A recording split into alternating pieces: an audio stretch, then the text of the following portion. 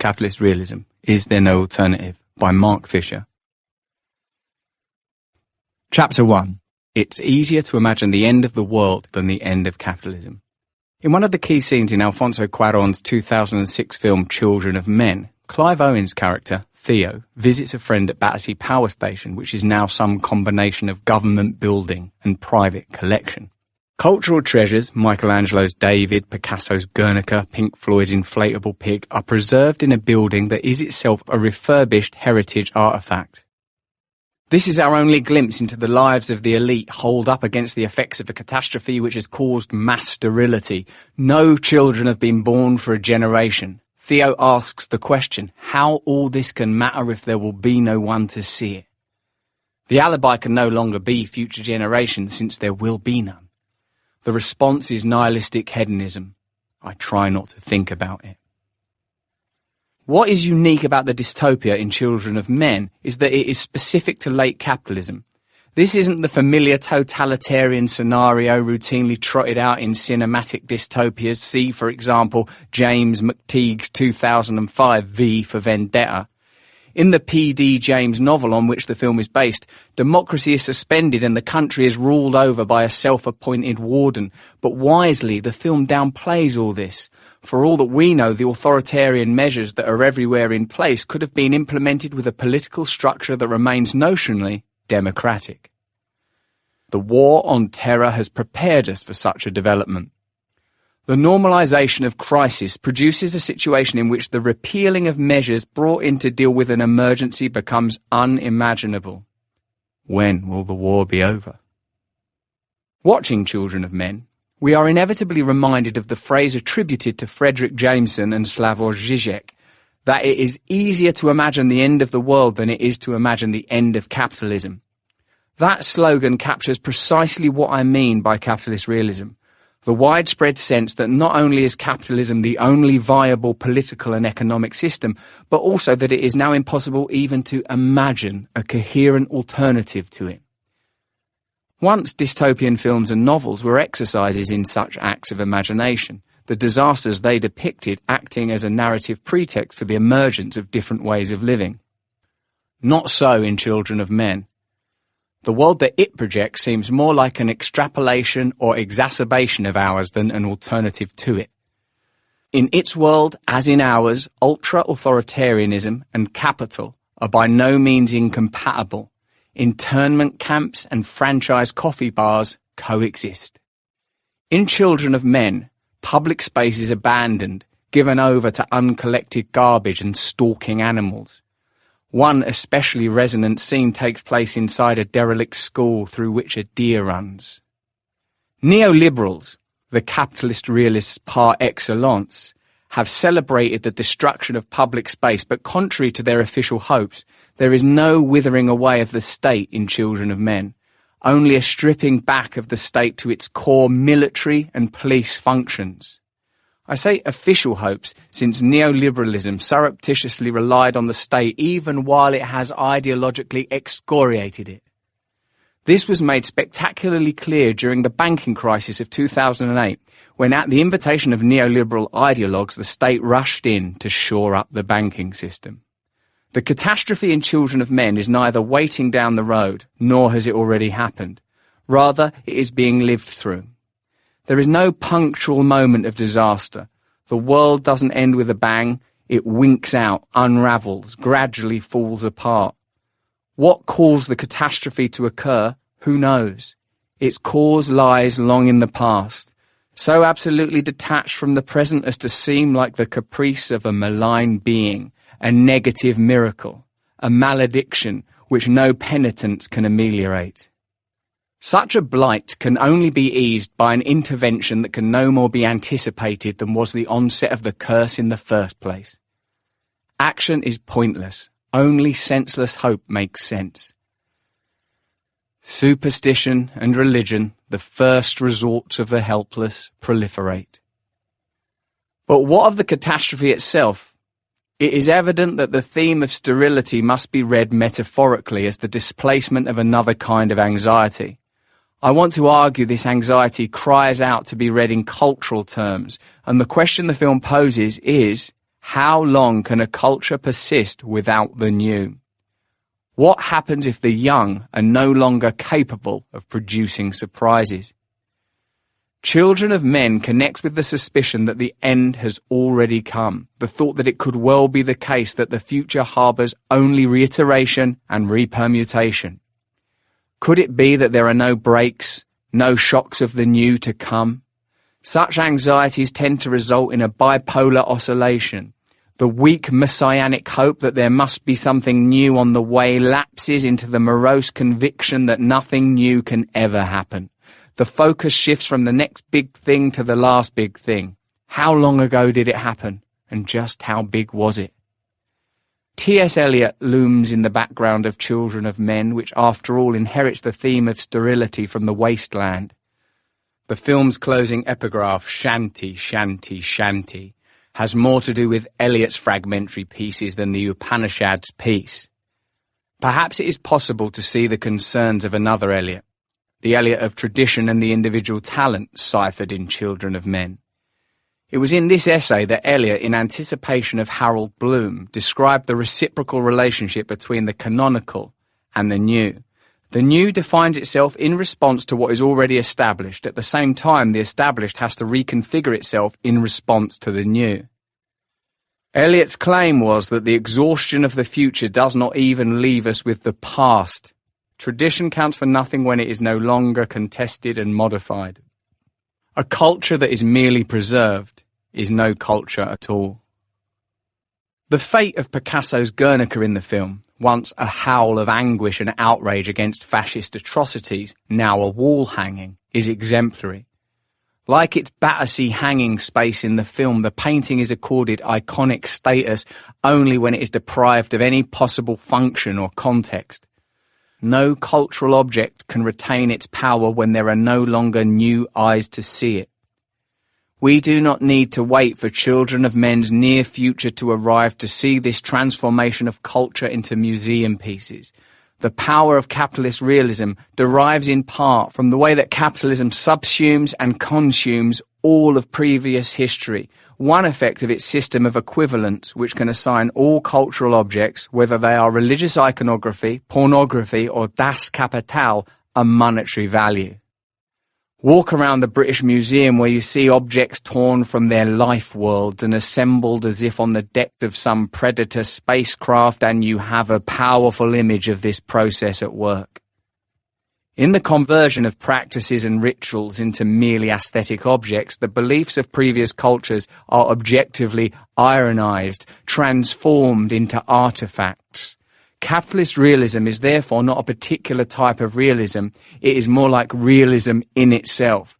As Marx and Engels themselves observed in the Communist Manifesto, capital has drowned the most heavenly ecstasies of religious fervour, of chivalrous enthusiasm, of Philistine sentimentalism in the icy water of egotistical calculation.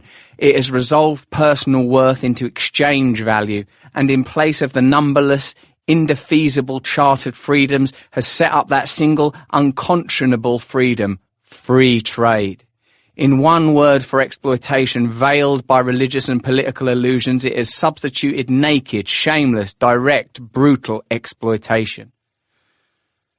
Capitalism is what is left when beliefs have collapsed at the level of ritual or symbolic elaboration, and all that is left is the consumer spectator trudging through the ruins and the relics. Yet this turn from belief to aesthetics, from engagement to spectatorship, is held to be one of the virtues of capitalist realism. In claiming, as Badiou puts it, to have delivered us from the fatal abstractions inspired by the ideologies of the past, capitalist realism presents itself as a shield protecting us from the perils posed by belief itself. The attitude of ironic distance proper to postmodern capitalism is supposed to immunize us against the seductions of fanaticism. Lowering our expectations, we are told, is a small price to pay for being protected from terror and totalitarianism. We live in a contradiction, Badiou has observed. A brutal state of affairs, profoundly inegalitarian, where all existence is evaluated in terms of money alone, is presented to us as ideal. To justify their conservatism, the partisans of the established order cannot really call it ideal or wonderful. So instead they've decided to say that all the rest is horrible. Sure, they say, we may not live in a condition of perfect goodness, but we're lucky that we don't live in a condition of evil. Our democracy is not perfect, but it's better than the bloody dictatorships. Capitalism is unjust, but it's not criminal like Stalinism. We let millions of Africans die of AIDS, but we don't make racist nationalist declarations like Milosevic. We kill Iraqis with our airplanes, but we don't cut their throats with machetes like they do in Rwanda, etc. The realism here is analogous to the deflationary perspective of a depressive who believes that any positive state, any hope, is a dangerous illusion.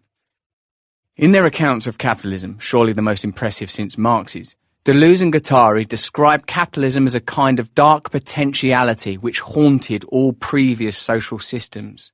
Capital, they argue, is the unnameable thing, the abomination which primitive and feudal societies warded off in advance. When it actually arrives, capitalism brings with it a massive desacralization of culture. It is a system which is no longer governed by any transcendent law. On the contrary, it dismantles all such codes only to reinstall them on an ad hoc basis. The limits of capitalism are not fixed by fiat, but defined and redefined, pragmatically and improvisationally. This makes capitalism very much like The Thing in John Carpenter's film of the same name, a monstrous, infinitely plastic entity capable of metabolizing and absorbing anything with which it comes into contact. Capital, Deleuze and Guattari says, is a motley painting of everything that ever was, a strange hybrid of the ultra-modern and the archaic. In the years since Deleuze and Guattari wrote the 2 volumes of their Capitalism and Schizophrenia, it has seemed as if the deterritorializing impulses of capitalism have been confined to finance, leaving culture presided over by the forces of reterritorialization. This malaise, the feeling that there is nothing new, is itself nothing new, of course. We find ourselves at the notorious end of history trumpeted by Francis Fukuyama after the fall of the Berlin Wall. Fukuyama's thesis that history has climaxed with liberal capitalism may have been widely derided, but it is accepted, even assumed at the level of the cultural unconscious. It should be remembered, though, that even when Fukuyama advanced it, the idea that history had reached a terminal beach was not merely triumphalist. Fukuyama warned that his radiant city would be haunted, but he thought its spectres would be Nietzschean rather than Marxian. Some of Nietzsche's most prescient pages are those in which he describes the oversaturation of an age with history. It leads an age into a dangerous mood of irony in regard to itself, he wrote in Untimely Meditations, and subsequently into the even more dangerous mood of cynicism, in which cosmopolitan fingering, a detached spectatorialism, replaces engagement and involvement. This is the condition of Nietzsche's last man, who has seen everything but is decadently enfeebled precisely by this excess of self-awareness. Fukuyama's position is in some ways a mirror image of Frederick Jameson's.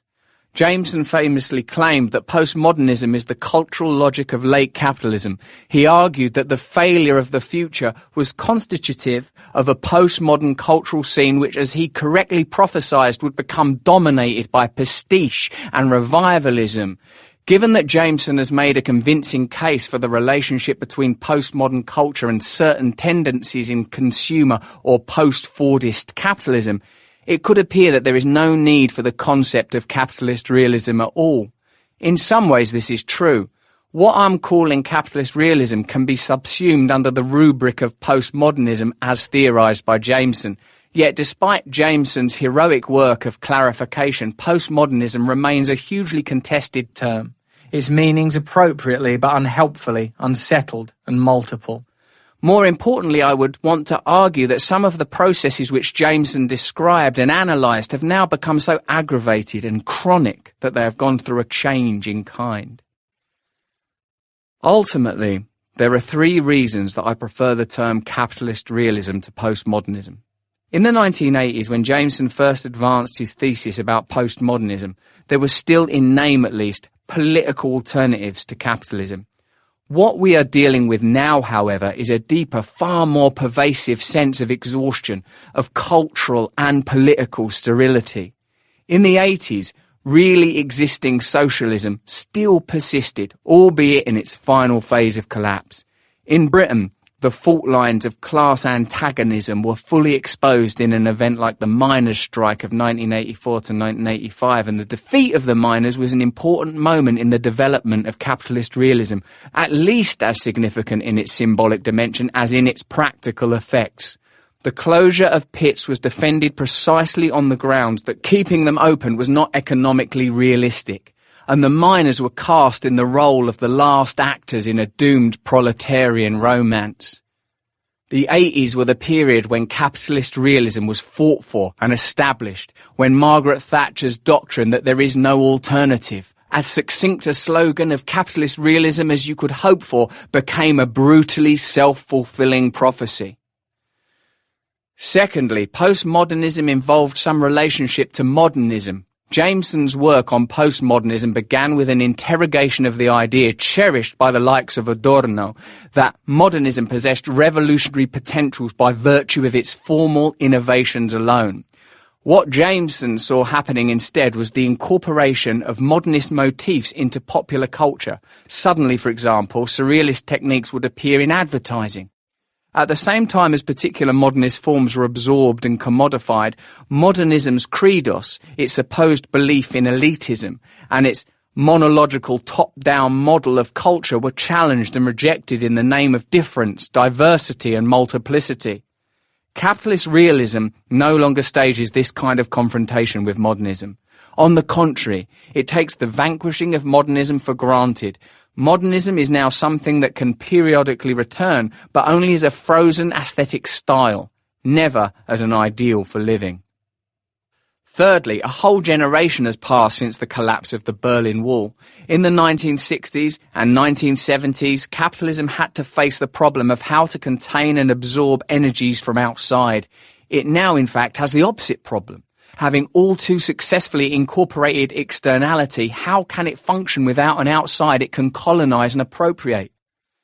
For most people under 20 in Europe and North America, the lack of alternatives to capitalism is no longer even an issue. Capitalism seamlessly occupies the horizons of the thinkable. Jameson used to report in horror about the ways that capitalism had seeped into the very unconscious. Now the fact that capitalism has colonized the dreaming life of the population is so taken for granted that it is no longer worthy of comment. It would be dangerous and misleading to imagine that the near past was some prelapsarian state rife with political potentials, so it's as well to remember the role that commodification played in the production of culture throughout the 20th century. Yet the old struggle between détournement and recuperation, between subversion and incorporation, seems to have been played out. What we are dealing with now is not the incorporation of materials that previously seemed to possess subversive potentials, but instead their pre-corporation, the preemptive formatting and shaping of desires, aspirations and hopes by capitalist culture. Witness, for instance, the establishment of settled alternative or independent cultural zones which endlessly repeat older gestures of rebellion and contestation as if for the first time. Alternative and independent don't designate something outside mainstream culture, rather they are styles. In fact, the dominant styles within the mainstream.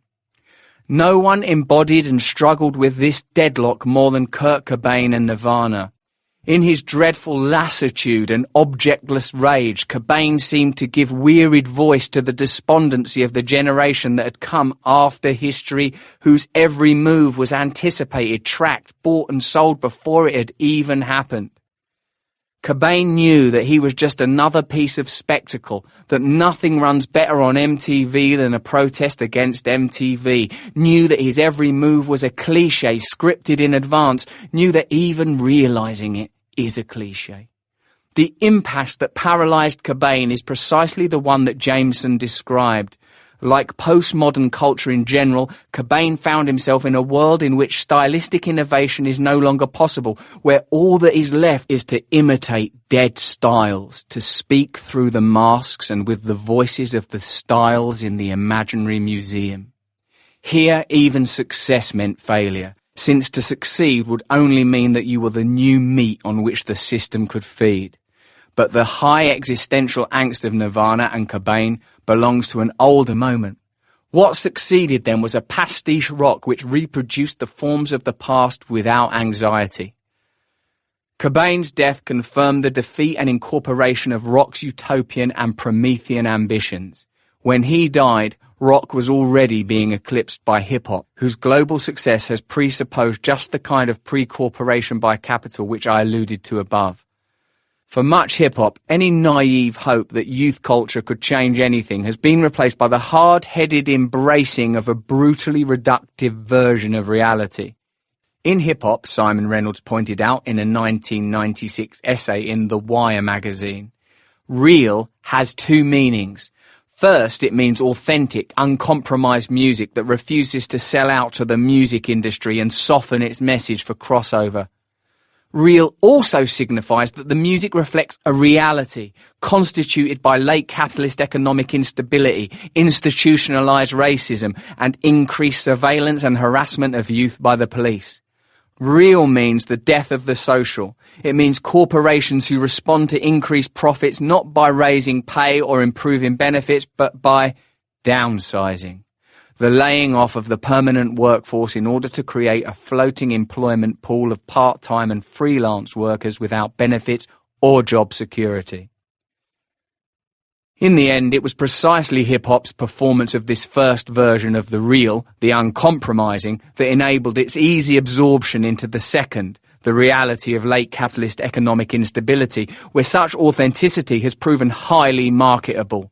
Gangster rap neither merely reflects pre-existing social conditions, as many of its advocates claim, nor does it simply cause those conditions, as its critics argue. Rather, the circuit whereby hip-hop and the late capitalist social field feed into each other is one of the means by which capitalist realism transforms itself into a kind of anti-mythical myth. The affinity between hip-hop and gangster movies such as Scarface, the Godfather films, Reservoir Dogs, Goodfellas and Pulp Fiction arises from their common claim to have stripped the world of sentimental illusion and seen it for what it really is. A Hobbesian war of all against all, a system of perpetual exploitation and generalized criminality. In hip-hop, Reynolds writes, "To get real is to confront a state of nature where dog eats dog, where you're either a winner or a loser, and where most will be losers." The same neo-noir worldview can be found in the comic books of Frank Miller and in the novels of James Ellroy. There is a kind of machismo of demythologization in Miller and Ellroy's works. They pose as unflinching observers who refuse to prettify the world so that it can be fitted into the supposedly simple ethical binaries of the superhero comic and the traditional crime novel. The realism here is somehow underscored rather than undercut by their fixation on the luridly venal, even though the hyperbolic insistence on cruelty, betrayal and savagery in both writers quickly becomes pantomimic. In his Pitch Blackness, Mike Davis wrote of Ellroy in 1992, "There is no light left to cast shadows and evil becomes a forensic banality. The result feels very much like the actual moral texture of the Reagan-Bush era, a supersaturation of corruption that fails any longer to outrage or even interest. Yet this very desensitization serves a function for capitalist realism."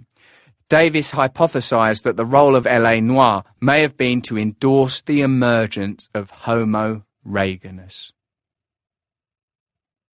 Chapter 2. What if you held a protest and everyone came? In the cases of gangster rap and Ellroy, capitalist realism takes the form of a kind of super-identification with capital at its most pitilessly predatory, but this need not be the case. In fact, capitalist realism is very far from precluding a certain anti-capitalism. After all, and as Zizek has provocatively pointed out, anti-capitalism is widely disseminated in capitalism.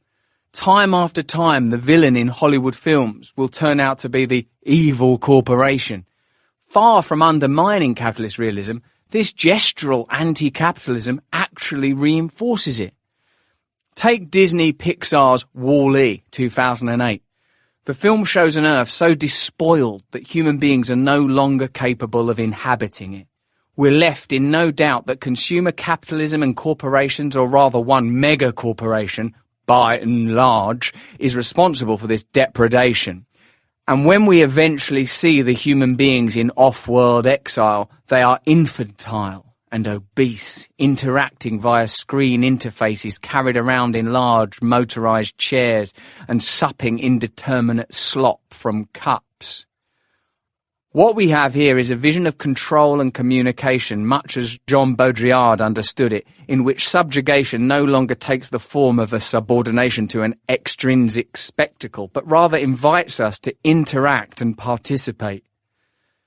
It seems that the cinema audience is itself the object of this satire, which prompted some right-wing observers to recoil in disgust, condemning Disney Pixar for attacking its own audience. But this kind of irony feeds rather than challenges capitalist realism. A film like Wall-E exemplifies what Robert Fowler has called interpassivity. The film performs our anti-capitalism for us, allowing us to continue to consume with impunity. The role of capitalist ideology is not to make an explicit case for something in the way that propaganda does, but to conceal the fact that the operations of capital do not depend on any sort of subjectively assumed belief. It is impossible to conceive of fascism or Stalinism without propaganda, but capitalism can proceed perfectly well, in some ways better, without anyone making a case for it. Zizek's counsel here remains invaluable. If the concept of ideology is the classic one in which the illusion is located in knowledge, he argues, then today's society must appear post-ideological. The prevailing ideology is that of cynicism. People no longer believe in ideological truth. They do not take ideological propositions seriously. The fundamental level of ideology, however, is not of an illusion masking the real state of things, but that of an unconscious fantasy, structuring our social reality itself. And at this level, we are of course far from being a post-ideological society. Cynical distance is just one way to blind ourselves to the structural power of ideological fantasy. Even if we do not take things seriously, even if we keep an ironical distance, we are still doing them. Capitalist ideology in general, Zizek maintains, consists precisely in the overvaluing of belief in the sense of inner subjective attitude at the expense of the beliefs we exhibit and externalize in our behavior. So long as we believe in our hearts that capitalism is bad, we are free to continue to participate in capitalist exchange. According to Zizek, capitalism in general relies on this structure of disavowal. We believe that money is only a meaningless token of no intrinsic worth, yet we act as if it has a holy value. Moreover, this behavior precisely depends upon the prior disavowal. We are able to fetishize money in our actions only because we have already taken an ironic distance towards money in our heads. Corporate anti-capitalism wouldn't matter if it could be differentiated from an authentic anti-capitalist movement. Yet even before its momentum was stalled by the September 11th attacks on the World Trade Center, the so-called anti-capitalist movement seemed also to have conceded too much to capitalist realism.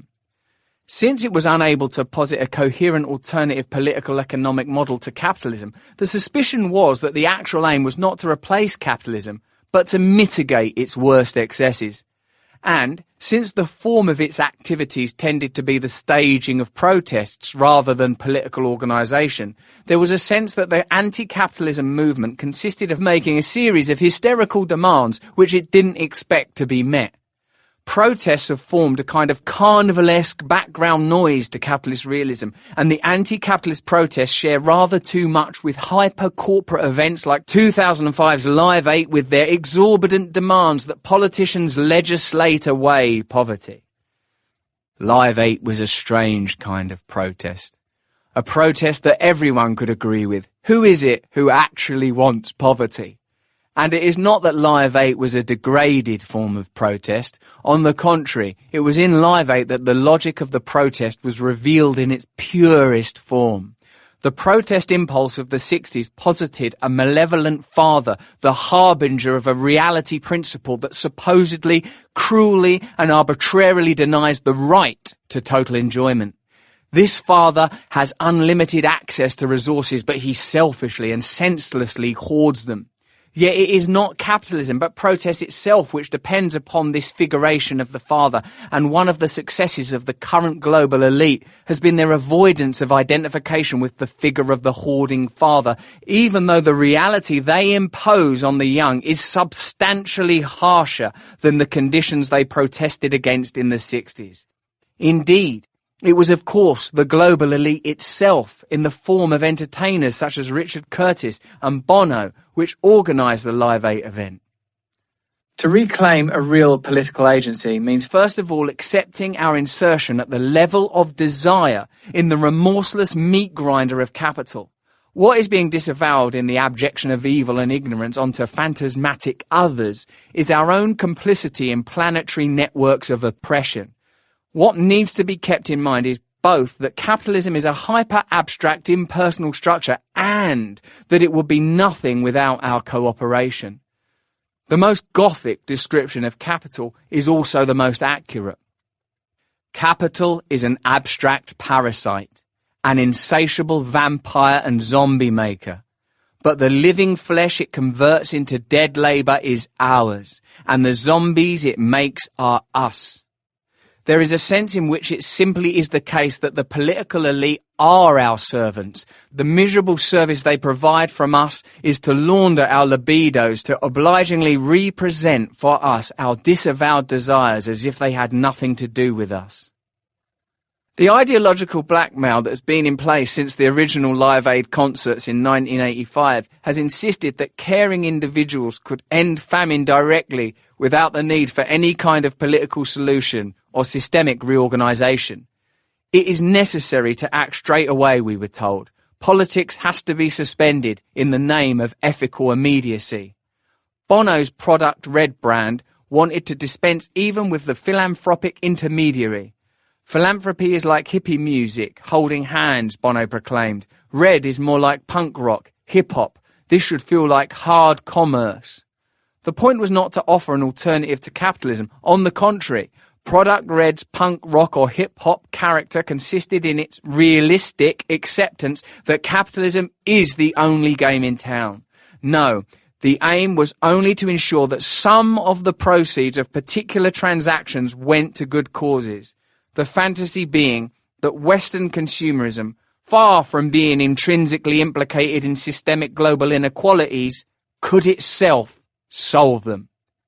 All we have to do is buy the right products. Chapter 3. Capitalism and the Real. Capitalist realism is not an original coinage. It was used as far back as the 1960s by a group of German pop artists and by Michael Schutzen in his 1984 book, Advertising, The Uneasy Persuasion, both of whom were making parodic references to socialist realism. What is new about my use of the term is the more expansive, even exorbitant meaning that I ascribe to it. Capitalist realism, as I understand it, cannot be confined to art or to the quasi-propagandistic way in which advertising functions. It's more like a pervasive atmosphere, conditioning not only the production of culture, but also the regulation of work and education, and acting as a kind of invisible barrier constraining thought and action. If capitalist realism is so seamless, and if current forms of resistance are so hopeless and impotent, where can an effective challenge come from? A moral critique of capitalism, emphasizing the way in which it leads to suffering, only reinforces capitalist realism. Poverty, famine, and war can be presented as an inevitable part of reality, while the hope that these forms of suffering could be eliminated easily painted as naive utopianism. Capitalist realism can only be threatened if it is shown to be in some way inconsistent or untenable. If, that is to say, capitalism's ostensible realism turns out to be nothing of the sort. Needless to say, what counts as realistic, what seems possible at any point in the social field, is defined by a series of political determinations. An ideological position can never really be successful until it is naturalized, and it cannot be naturalized while it is still thought of as a value rather than a fact. Accordingly, neoliberalism has sought to eliminate the very category of value in the ethical sense. Over the past 30 years, capitalist realism has successfully installed a business ontology in which it is simply obvious that everything in society, including healthcare and education, should be run as a business. As any number of radical theorists from Brecht through to Foucault and Badiou have maintained, emancipatory politics must always destroy the appearance of a natural order, must reveal what is presented as necessary and inevitable to be a mere contingency, just as it must make what was previously deemed to be impossible seem attainable. It is worth recalling that what is currently called realistic was itself once impossible. The slew of privatizations that took place since the 1980s would have been unthinkable only a decade earlier, and the current political economic landscape with the unions in abeyance, utilities and railways denationalised could scarcely have been imagined in 1975. Conversely, what was once eminently possible is now deemed unrealistic.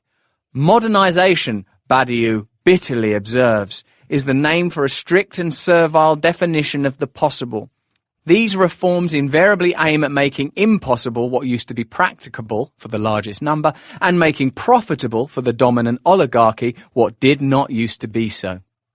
At this point, it's perhaps worth introducing an elementary theoretical distinction from Lacanian psychoanalysis, which Zizek has done so much to give contemporary currency: the difference between the real and reality.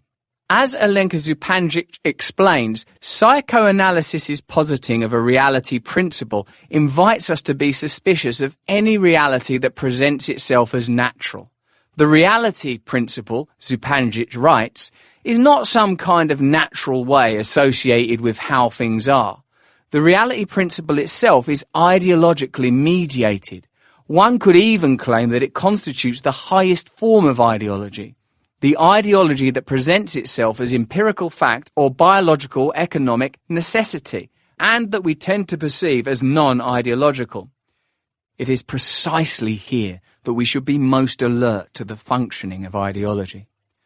For Lacan, the real is what any reality must suppress. Indeed, reality constitutes itself through just this repression. The real is an unrepresentable X, a traumatic void that can only be glimpsed in the fractures and inconsistencies in the field of apparent reality. So one strategy against capitalist realism could involve invoking the reals underlying the reality that capitalism presents to us. Environmental catastrophe is one such real. At one level, to be sure, it might look as if green issues are very far from being unrepresentable voids for capitalist culture. Climate change and the threat of resource depletion are not being repressed so much as incorporated into advertising and marketing. What this treatment of environmental catastrophe illustrates is the fantasy structure on which capitalist realism depends, a presupposition that resources are infinite, that the earth itself is merely a husk which capital can at a certain point slough off like a used skin, and that any problem can be solved by the market. In the end, Wall-E presents a version of this fantasy, the idea that the infinite expansion of capital is possible, that capital can proliferate without labour. On the off-world ship Axiom, all labour is performed by robots, that the burning up of Earth's resources is only a temporary glitch, and that after a suitable period of recovery, capital can terraform the planet and recolonize it. Yet, environmental catastrophe features in late capitalist culture only as a kind of simulacra. Its real implications for capitalism too traumatic to be assimilated into the system. The significance of green critiques is that they suggest that far from being the only viable political economic system, capitalism is in fact primed to destroy the entire human environment. The relationship between capitalism and eco-disaster is neither coincidental nor accidental. Capital's need of a constantly expanding market, its growth fetish, means that capitalism is by its very nature opposed to any notion of sustainability. But green issues are already a contested zone, already a site where politicisation is being fought for.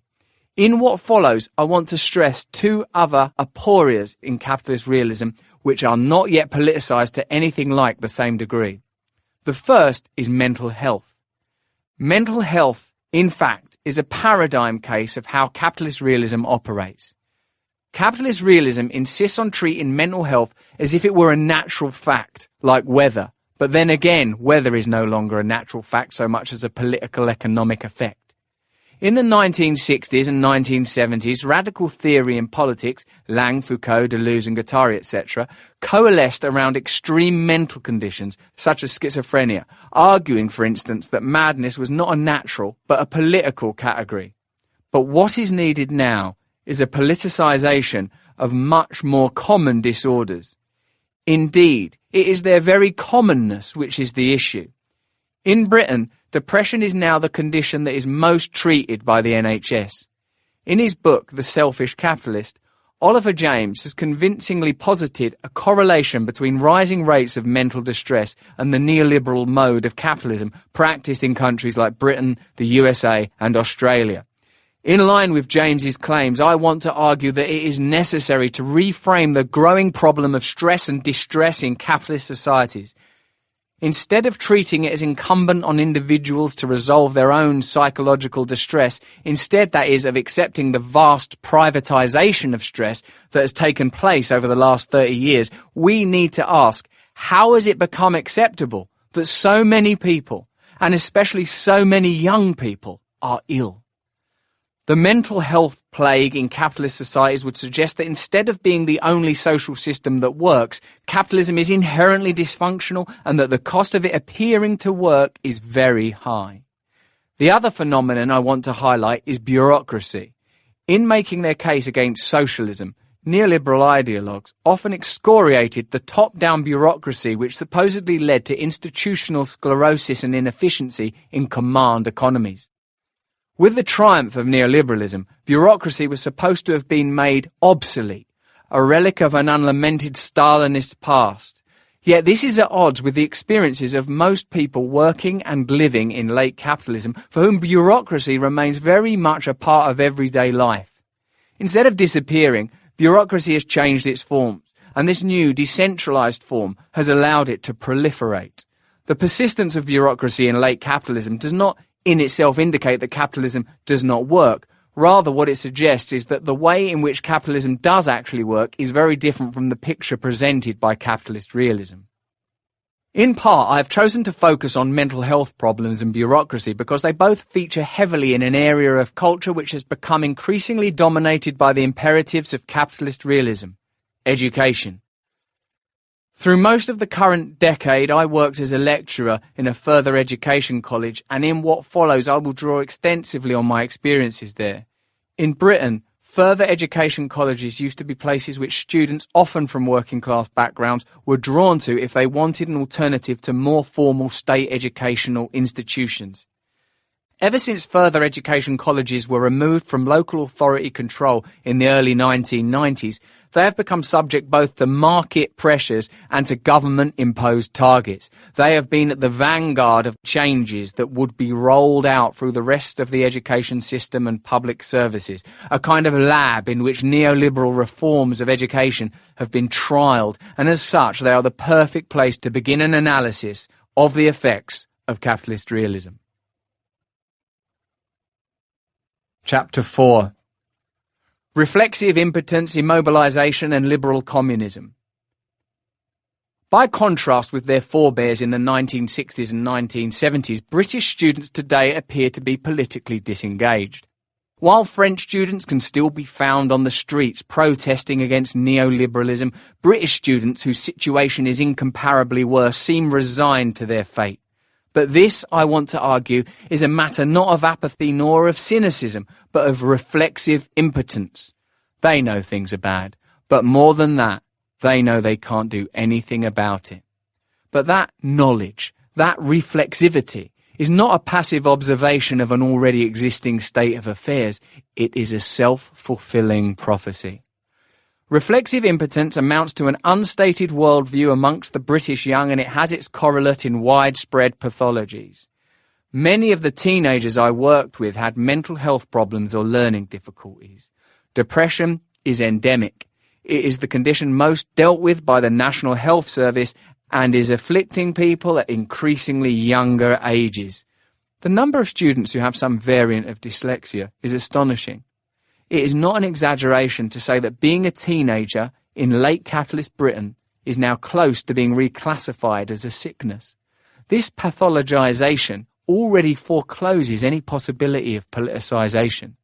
By privatizing these problems, treating them as if they were caused only by chemical imbalances in the individual's neurology and or by their family background, any question of social systemic causation is ruled out. Many of the teenage students I encountered seemed to be in a state of what I would call depressive hedonia. Depression is usually characterized as a state of anhedonia, but the condition I'm referring to is constituted not by an inability to get pleasure so much as by an inability to do anything else except pursue pleasure. There is a sense that something is missing, but no appreciation that this mysterious missing enjoyment can only be accessed beyond the pleasure principle. In large part, this is a consequence of students' ambiguous structural position, stranded between their old role as subjects of disciplinary institutions and their new status as consumers of services. In his crucial essay, Postscript on Societies of Control, Deleuze distinguishes between the disciplinary societies described by Foucault, which were organized around the enclosed spaces of the factory, the school, and the prison, and the new control societies, in which all institutions are embedded in a dispersed corporation. Deleuze is right to argue that Kafka is the prophet of distributed cybernetic power that is typical of control societies. In the trial, Kafka importantly distinguishes between two types of acquittal available to the accused. Definite acquittal is no longer possible, if it ever was. We have only legendary accounts of ancient cases which provide instances of acquittal. The two remaining options then are 1. Ostensible acquittal, in which the accused is to all intents and purposes acquitted but may later, at some unspecified time, face the charges in full, or 2. Indefinite postponement, in which the accused engages in what they hope is an infinitely protracted process of legal wrangling so that the dreaded ultimate judgment is unlikely to be forthcoming. Deleuze observes that the control societies delineated by Kafka himself, but also by Foucault and Burroughs, operate using indefinite postponement. Education is a lifelong process. Training that persists for as long as your working life continues. Work you take home with you. Working from home. Homing from work. A consequence of this indefinite mode of power is that external surveillance is succeeded by internal policing. Control only works if you are complicit with it. Hence the Burroughs figure of the control addict, the one who is addicted to control, but also inevitably the one who has been taken over, possessed by control. Walk into almost any class at the college where I taught and you will immediately appreciate that you are in a post-disciplinary framework. Foucault painstakingly enumerated the way in which discipline was installed through the imposition of rigid body postures. During lessons at our college, however, students will be found slumped on desk, talking almost constantly, snacking incessantly, or even, on occasions, eating full meals. The old disciplinary segmentation of time is breaking down. The carceral regime of discipline is being eroded by the technologies of control with their systems of perpetual consumption and continuous development. The system by which the college is funded means that it literally cannot afford to exclude students even if it wanted to. Resources are allocated to colleges on the basis of how successfully they meet targets on achievement, exam results, attendance and retention of students. This combination of market imperatives with bureaucratically defined targets is typical of the market Stalinist initiatives which now regulate public services. The lack of an effective disciplinary system has not, to say the least, been compensated for by an increase in student self-motivation. Students are aware that if they don't attend for weeks on end, or if they don't produce any work, they will not face any meaningful sanction.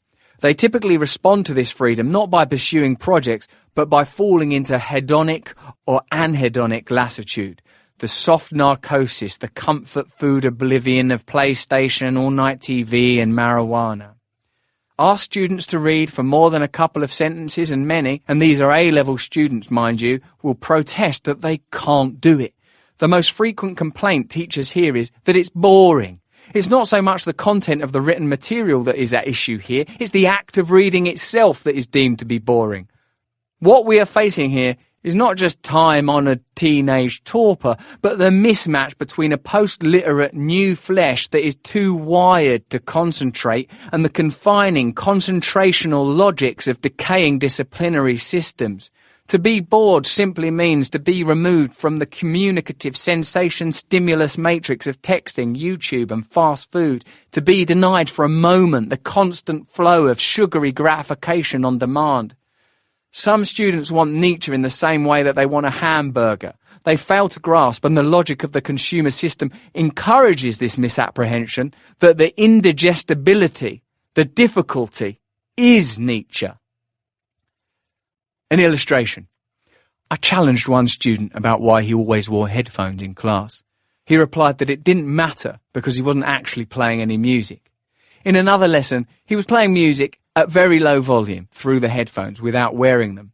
When I asked him to switch it off, he replied that even he couldn't hear it. Why wear the headphones without playing music, or play music without wearing the headphones? Because the presence of the phones on the ears, or the knowledge that the music is playing, even if he couldn't hear it, was a reassurance that the matrix was still there, within reach. Besides, in a classic example of interpassivity, if the music was still playing, even if he couldn't hear it, then the player could still enjoy it on his behalf. The use of headphones is significant here. Pop is experienced not as something which could have impacts on public space, but as a retreat into private, Oedipod consumer bliss, a walling up against the social. The consequence of being hooked into the entertainment matrix is twitchy, agitated interpassivity and inability to concentrate or focus. Students' incapacity to connect current lack of focus with future failure, their inability to synthesize time into any coherent narrative, is symptomatic of more than mere demotivation. It is, in fact, eerily reminiscent of Jameson's analysis in Postmodernism and Consumer Society. Jameson observed there that Lacan's theory of schizophrenia offered a suggestive aesthetic model for understanding the fragmenting of subjectivity in the face of the emerging entertainment industrial complex. With the breakdown of the signifying chain, Jameson summarized, the Lacanian schizophrenic is reduced to an experience of pure material signifiers, or in other words, a series of pure and unrelated presents in time.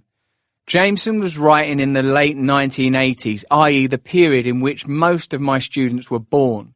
What we in the classroom are now facing is a generation born into that ahistorical, anti-mnemonic blip culture, a generation that is to say for whom time has always come ready cut into digital micro-slices. If the figure of discipline was the worker prisoner, the figure of control is the debtor addict. Cyberspatial capital operates by addicting its users.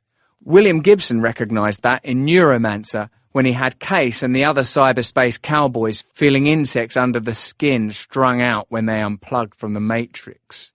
Case's amphetamine habit is plainly the substitute for an addiction to a far more abstract speed. If then something like attention deficit hyperactivity disorders is a pathology, it is a pathology of late capitalism. A consequence of being wired into the entertainment control circuits of hypermediated consumer culture.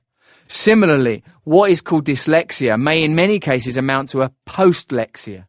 Teenagers process capital's image-dense data very effectively without any need to read. Slogan recognition is sufficient to navigate the net mobile magazine informational plane.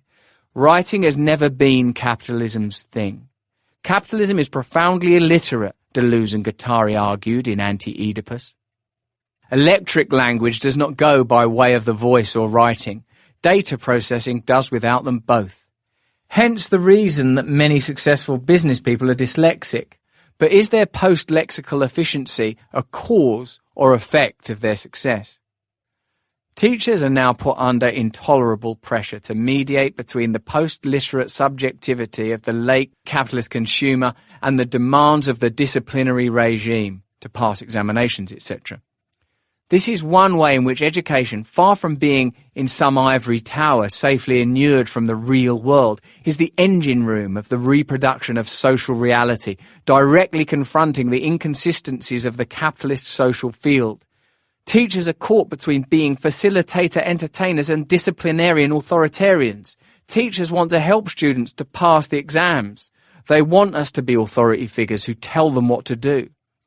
Teachers being interpolated by students as authority figures exacerbates the boredom problem, since isn't anything that comes from the place of authority a priori boring. Ironically, the role of disciplinarian is demanded of educators more than ever at precisely the time when disciplinary structures are breaking down in institutions. With families buckling under the pressure of a capitalism which requires both parents to work, teachers are increasingly required to act as surrogate parents, instilling the most basic behavioural protocols in students and providing pastoral and emotional support for teenagers who are in some cases only minimally socialised. It is worth stressing that none of the students I taught had any legal obligation to be at college. They could leave if they wanted to.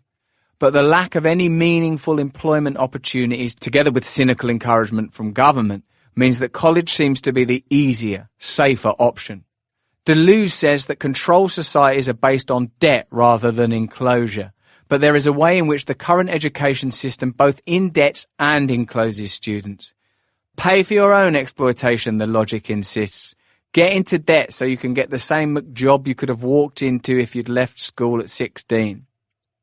Jameson observed that the breakdown of temporality suddenly releases the present of time from all the activities and intentionalities that might focus it and make it a space of praxis. But nostalgia for the context in which the old types of praxis operated is plainly useless. That is why French students don't in the end constitute an alternative to British reflexive impotence. That the neoliberal economist would deride French opposition to capitalism is hardly surprising, yet its mockery of French immobilization had a point. Certainly the students who kicked off the latest protests seemed to think they were reenacting the events of May 1968 their parents sprang on Charles de Gaulle. It wrote in its lead article of March 30th, 2006. They have borrowed its slogans, beneath the cobblestones the beach, and hijacked its symbols, the Sorbonne University.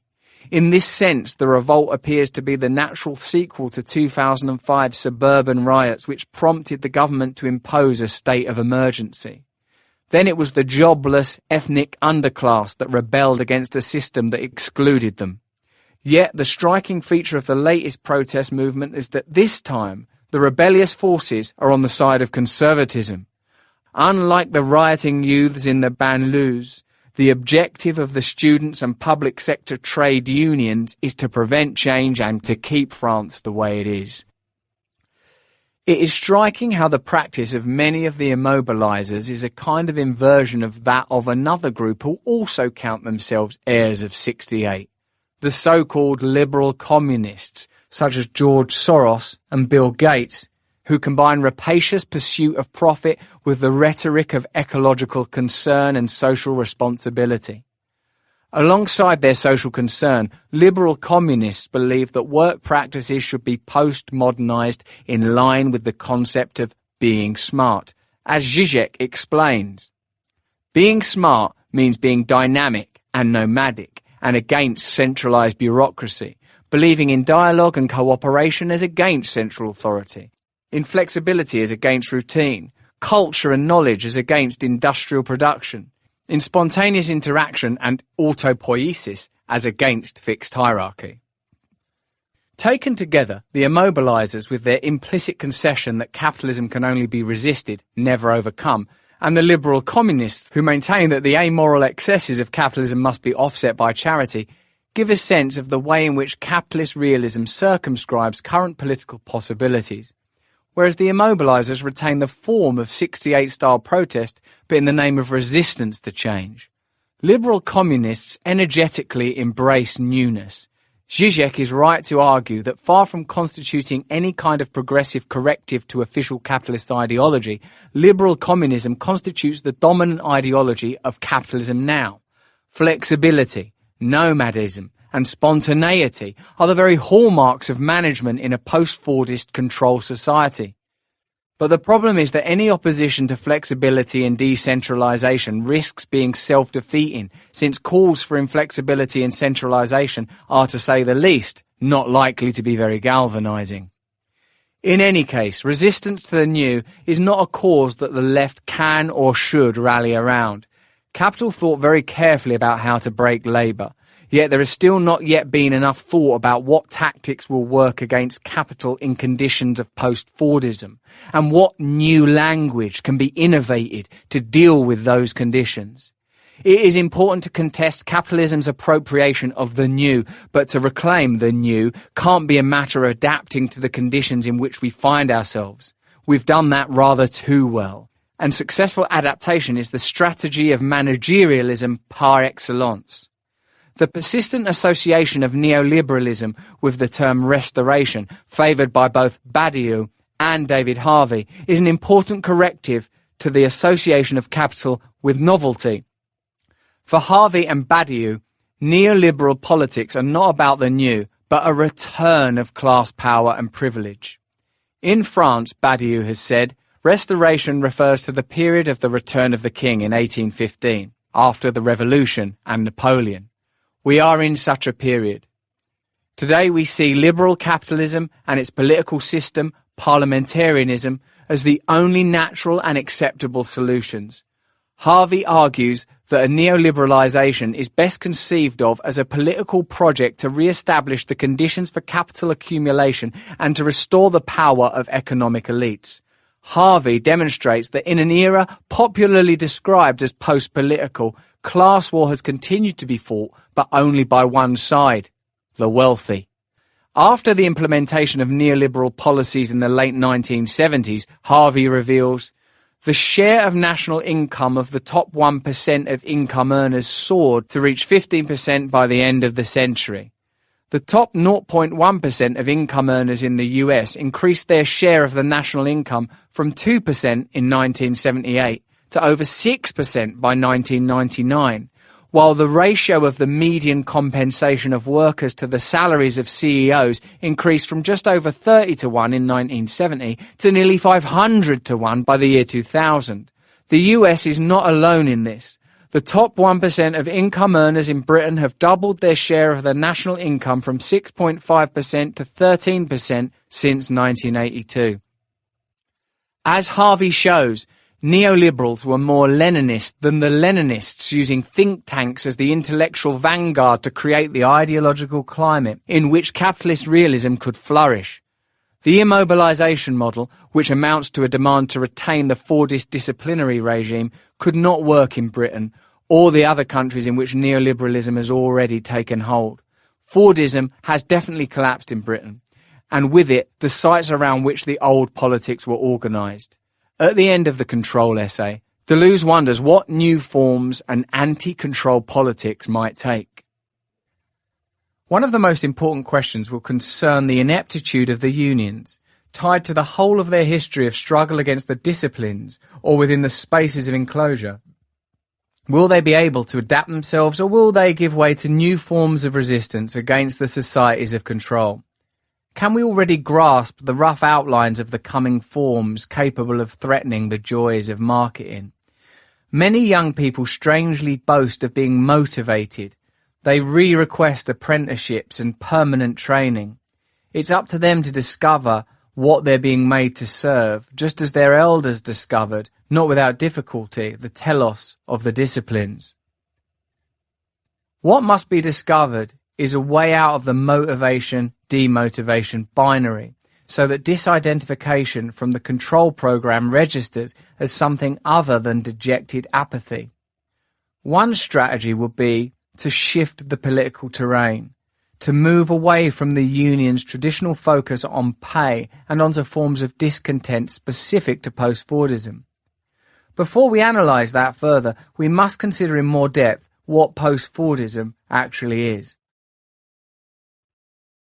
Chapter 5, October 6th, 1979. Don't let yourself get attached to anything. A guy told me one time, says organised crime boss Neil McCauley in Michael Mann's 1995 film Heat. Don't let yourself get attached to anything you're not willing to walk out on in 30 seconds flat if you feel the heat around the corner. One of the easiest ways to grasp the differences between Fordism and post-Fordism is to compare Mann's film with the gangster movies made by Francis Ford Coppola and Martin Scorsese between 1971 and 1990. In Heat, the scores are undertaken not by families with the links to the old country, but by rootless crews in an LA of polished chrome and interchangeable designer kitchens, of featureless freeways and late-night diners. All the local colour, the cuisine aromas, the cultural idiolects which the likes of The Godfather and Goodfellas depended upon have been painted over and refitted. Heat's Los Angeles is a world without landmarks, a branded sprawl where markable territory has been replaced by endlessly repeating vistas of replicating franchises. The ghosts of old Europe that stalked Scorsese and Coppola's streets have been exorcised, buried with the ancient beefs, bad blood and burning vendettas somewhere beneath the multinational coffee shops.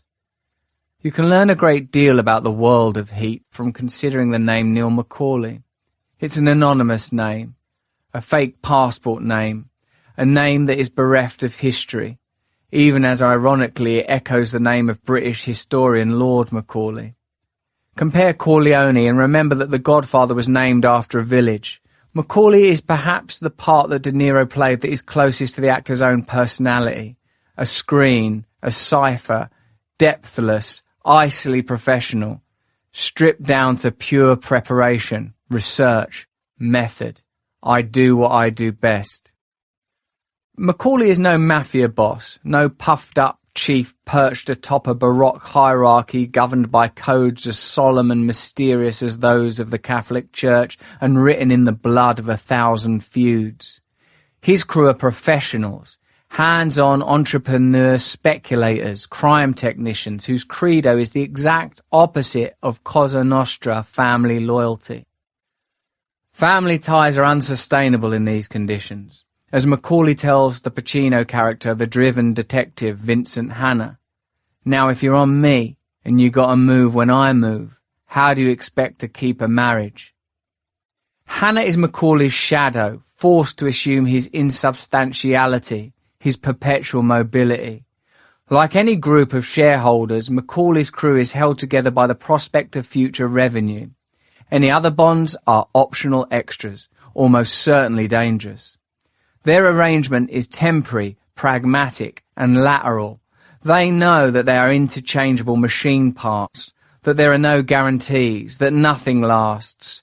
Compared to this, the Goodfellas seem like sedentary sentimentalists rooted in dying communities, doomed territories. The ethos espoused by Macaulay is the one which Richard Sennett examines in The Corrosion of Character, the personal consequences of work in the new capitalism, a landmark study of the effective changes that the post-Fordist reorganisation of work has brought about. The slogan which sums up the new conditions is "No long term." Where formerly workers could acquire a single set of skills and expect to progress upwards through a rigid organisational hierarchy, now they are required to periodically reskill as they move from institution to institution, from role to role. As the organisation of work is decentralised with lateral networks replacing pyramidal hierarchies, a premium is put on flexibility. Echoing Macaulay's mockery of Hanna in Heat, "How do you expect to keep a marriage?" Sennett emphasises the intolerable stresses that these conditions of permanent instability put on family life. The values that family life depends upon, obligation, trustworthiness, commitment, are precisely those which are held to be obsolete in the new capitalism. Yet with the public sphere under attack and the safety nets that a nanny state used to provide being dismantled, the family becomes an increasingly important place of respite from the pressures of a world in which instability is a constant. The situation of the family in post-Fordist capitalism is contradictory, in precisely the way that traditional Marxism expected. Capitalism requires the family as an essential means of reproducing and caring for labour power, as a salve for the psychic wounds inflicted by anarchic social economic conditions, even as it undermines it, denying parents time with children, putting intolerable stress on couples as they become the exclusive source of effective consolation for each other.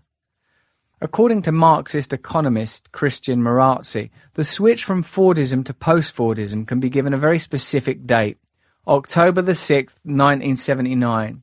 It was on that date that the Federal Reserve increased interest rates by 20 points, preparing the way for the supply-side economics that would constitute the economic reality in which we are now enmeshed.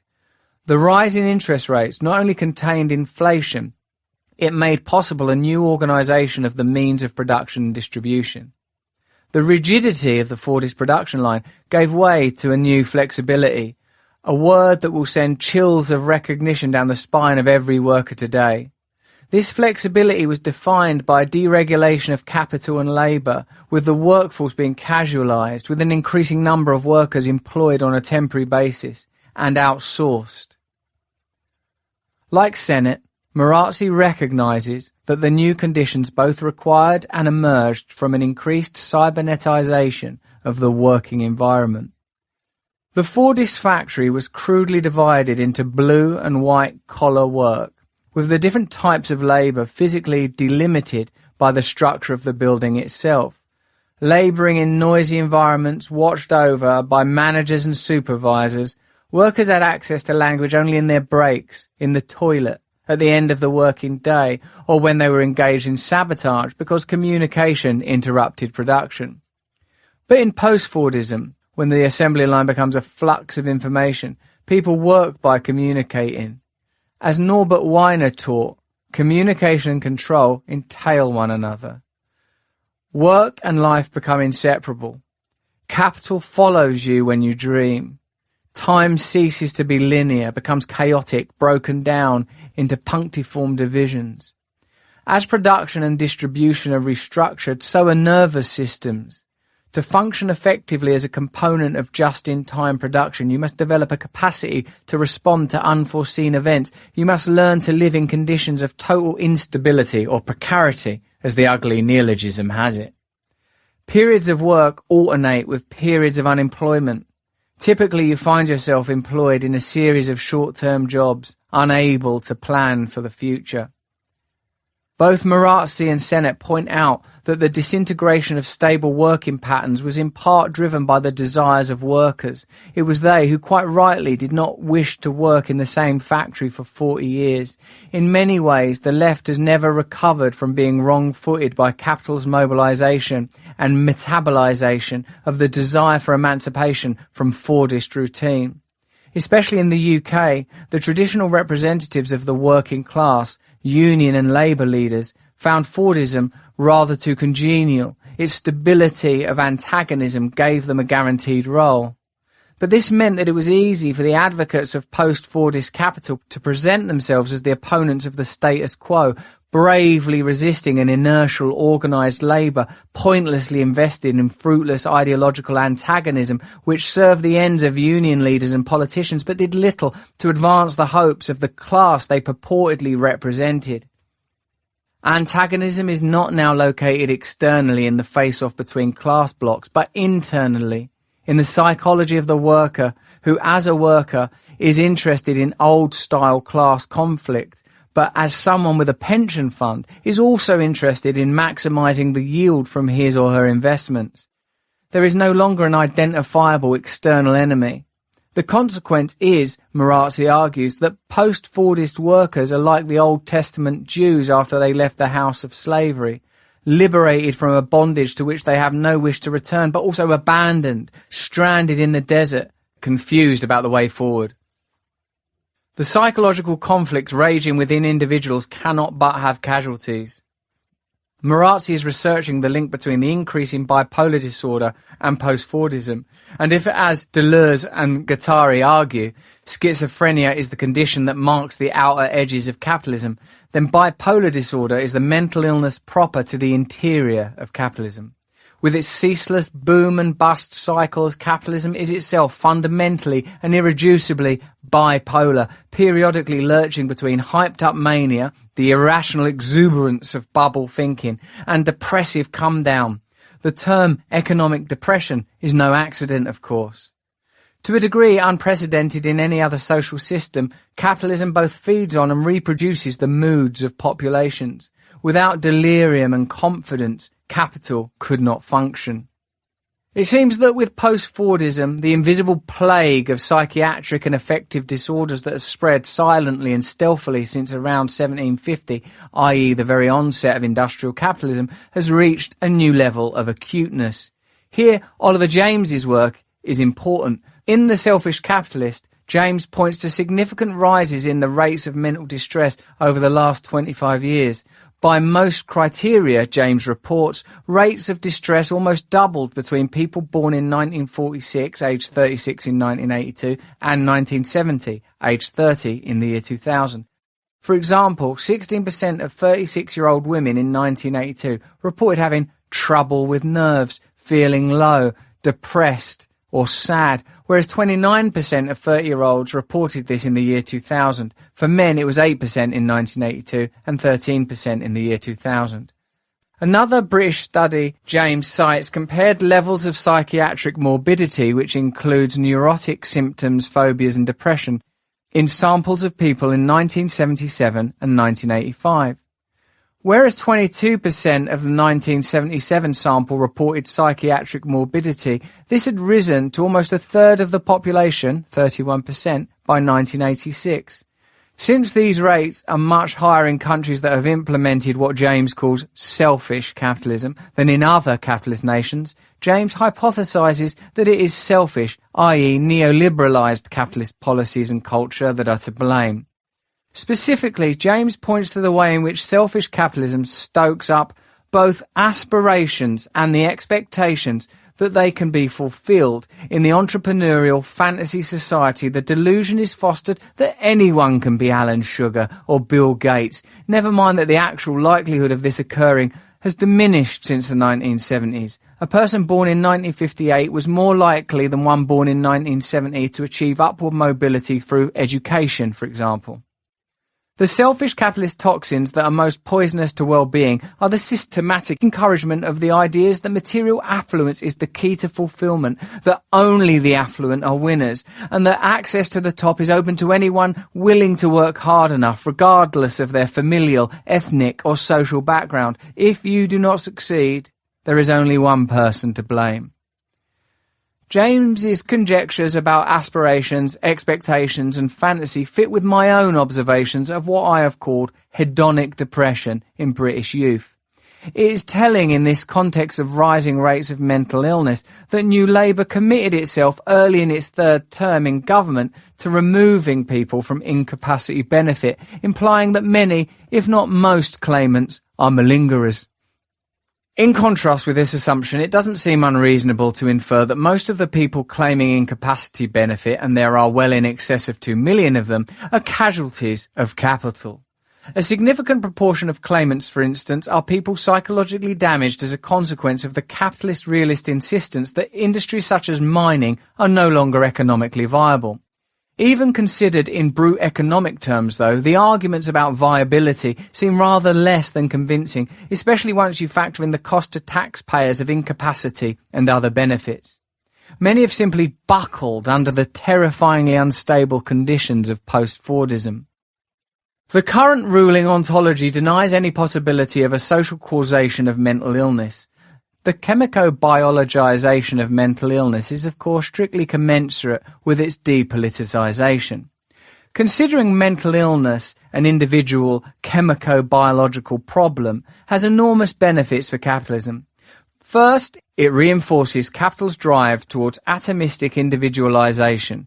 You are sick because of your brain chemistry. Second, it provides an enormously lucrative market in which multinational pharmaceutical companies can peddle their pharmaceuticals. We can cure you with our SSRIs. It goes without saying that all mental illnesses are neurologically instantiated, but this says nothing about their causation. If it is true, for instance, that depression is constituted by low serotonin levels, what still needs to be explained is why particular individuals have low levels of serotonin. This requires a social and political explanation, and the task of repoliticizing mental illness is an urgent one if the left wants to challenge capitalist realism. It does not seem fanciful to see parallels between the rising incidence of mental distress and new patterns of assessing workers' performance. We will now take a closer look at this new bureaucracy. Chapter 6. All that is solid melts into PR. Market Stalinism and bureaucratic anti-production. Mike Judge's unjustly under-celebrated film Office Space, 1999, is as acute an account of the 90s-2000s workplace as Schrader's Blue Collar, 1978, was of 70s labour relations. Instead of the confrontation between trade union officials and management in a factory, Judge's film shows a corporation sclerotized by administrative anti-production. Workers receive multiple memos from different managers saying the exact same thing. Naturally, the memo concerns a bureaucratic practice. It aims to induce compliance with a new procedure of putting cover sheets on reports. In keeping with the being smart ethos, the management style in Office Space is a mixture of shirt sleeves informality and quiet authoritarianism. Judge shows this same managerialism presides in the corporate coffee chains where the office workers go to relax. Here, staff are required to decorate their uniforms with 7 pieces of flair, i.e. badges or other personal tokens, to express their individuality and creativity. A handy illustration of the way in which creativity and self-expression have become intrinsic to labour in controlled societies, which, as Paulo Viano, Jan Mulia Butang and others have pointed out, now makes effective as well as productive demands on workers. Furthermore, the attempt to crudely quantify these effective contributions also tells us a great deal about the new arrangements. The Flair example also points to another phenomenon, hidden expectations behind official standards. Joanna, a waitress at the coffee chain, wears exactly 7 pieces of flair, but it is made clear to her that even though 7 is officially enough, it is actually inadequate. The manager asks if she wants to look like the sort of person who only does the bare minimum. "You know what, Stan? If you want me to wear 37 pieces of flair," Joanna complains, "why don't you just make the minimum 37 pieces of flair?" "Well," the manager replies, "I thought I remembered you saying that you wanted to express yourself." Enough is no longer enough. This syndrome will be familiar to many workers who may find that a satisfactory grading in a performance evaluation is no longer satisfactory. In many educational institutions, for instance, if after a classroom observation a teacher is graded as satisfactory, they will be required to undertake training prior to a reassessment. Initially, it might appear to be a mystery that bureaucratic measures should have intensified under neoliberal governments that have presented themselves as anti-bureaucratic and anti-Stalinist. Yet new kinds of bureaucracy, aims and objectives, outcomes, mission statements have proliferated, even as neoliberal rhetoric about the end of top-down centralized control has gained preeminence. It might seem that bureaucracy is a kind of return of the repressed, ironically re-emerging at the heart of a system which has professed to destroy it. But the resurgence of bureaucracy in neoliberalism is more than an atavism or an anomaly. As I have already indicated, there is no contradiction between being smart and the increase of administration and regulation. They are two sides of labour in controlled societies. Richard Sennett has argued that the flattening of pyramidal hierarchies has actually led to more surveillance of workers. One of the claims made for the new organisation of work is that it decentralises power, that is, gives people in the lower ranks of organisation more control over their own activities, Sennett writes. Certainly this claim is false in terms of the techniques employed for taking apart the old bureaucratic behemoths. The new information systems provide a comprehensive picture of the organisation to top managers in ways which give individuals anywhere in the network little room to hide. But it isn't only that information technology has granted managers more access to data, it is that the data itself has proliferated. Much of this information is provided by workers themselves. Massimo De Angelis and David Harvey describe some of the bureaucratic measures with which a lecturer must comply when putting together a module for an undergraduate degree in British universities. For each module, De Angelis and Harvey write, the module leader, ML, i.e. lecturer, must complete various paperwork, in particular a module specification at the module start, which lists the module's aims and objectives, ILOs, modes and methods of assessment, amongst other information, and a module review document at the end of the module, in which the ML reports their own assessment of the module's strengths and weaknesses and their suggested changes for the following year, a summary of student feedback and average marks and their dispersion. This is only the beginning, however. For the degree programme as a whole, academics must prepare a programme specification, as well as producing annual programme reports which record student performances according to progression rates, withdrawal rates, location and spread of marks. All students' marks have to be graded against a matrix. This auto-surveillance is complemented by assessments carried out by external authorities. The marking of student assignments is monitored by external examiners who are supposed to maintain consistency of standards across the university sector. Lecturers have to be observed by their peers, while departments are subject to periodic 3 or 4 day inspections by the Quality Assurance Agency for Higher Education, QAA. If they are research active, lecturers must submit their best 4 publications every 4 or 5 years to be graded by panel as part of the research assessment exercise, replaced in 2008 by the equally controversial Research Excellence Framework. De Angelis and Harvey are clear that these are only very sketchy accounts of only some of the bureaucratic tasks that academics have to perform, all of which have funding implications for institutions. This battery of bureaucratic procedures is by no means confined to universities nor to education. Other public services such as the National Health Service and the police force find themselves enmeshed in similar bureaucratic metastases. This is in part a consequence of the inherent resistance of certain processes and services to marketisation. The supposed marketisation of education, for instance, rests on a confused and underdeveloped analogy. Are students the consumers of the service or its product? The idealized market was supposed to deliver friction-free exchanges in which the desires of consumers would be met directly without the need for intervention or mediation by regulatory agencies.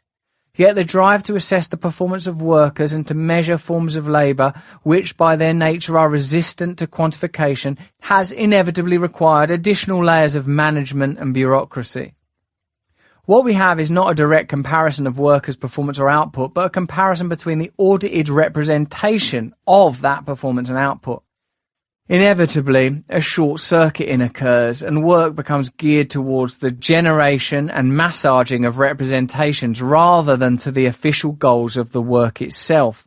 Indeed, an anthropological study of local government in Britain argues that more effort goes into ensuring that a local authority's services are represented correctly than goes into actually improving those services.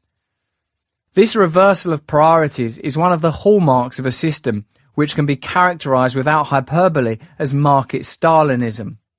What late capitalism repeats from Stalinism is just this valuing of symbols of achievement over actual achievement. As Marshall Berman explained, describing Stalin's White Sea Canal project of 1931 to 33, Stalin seems to have been so intent on creating a highly visible symbol of development that he pushed and squeezed the project in ways that only retarded the development of the project. Thus, the workers and the engineers were never allowed the time, money or equipment necessary to build a canal that would be deep enough and safe enough to carry 20th century cargoes. Consequently, the canal has never played any significant role in Soviet commerce or industry. All the canal could support, apparently, were tourist steamers, which in the 1930s were abundantly stocked with Soviet and foreign writers who obligingly proclaimed the glories of the work.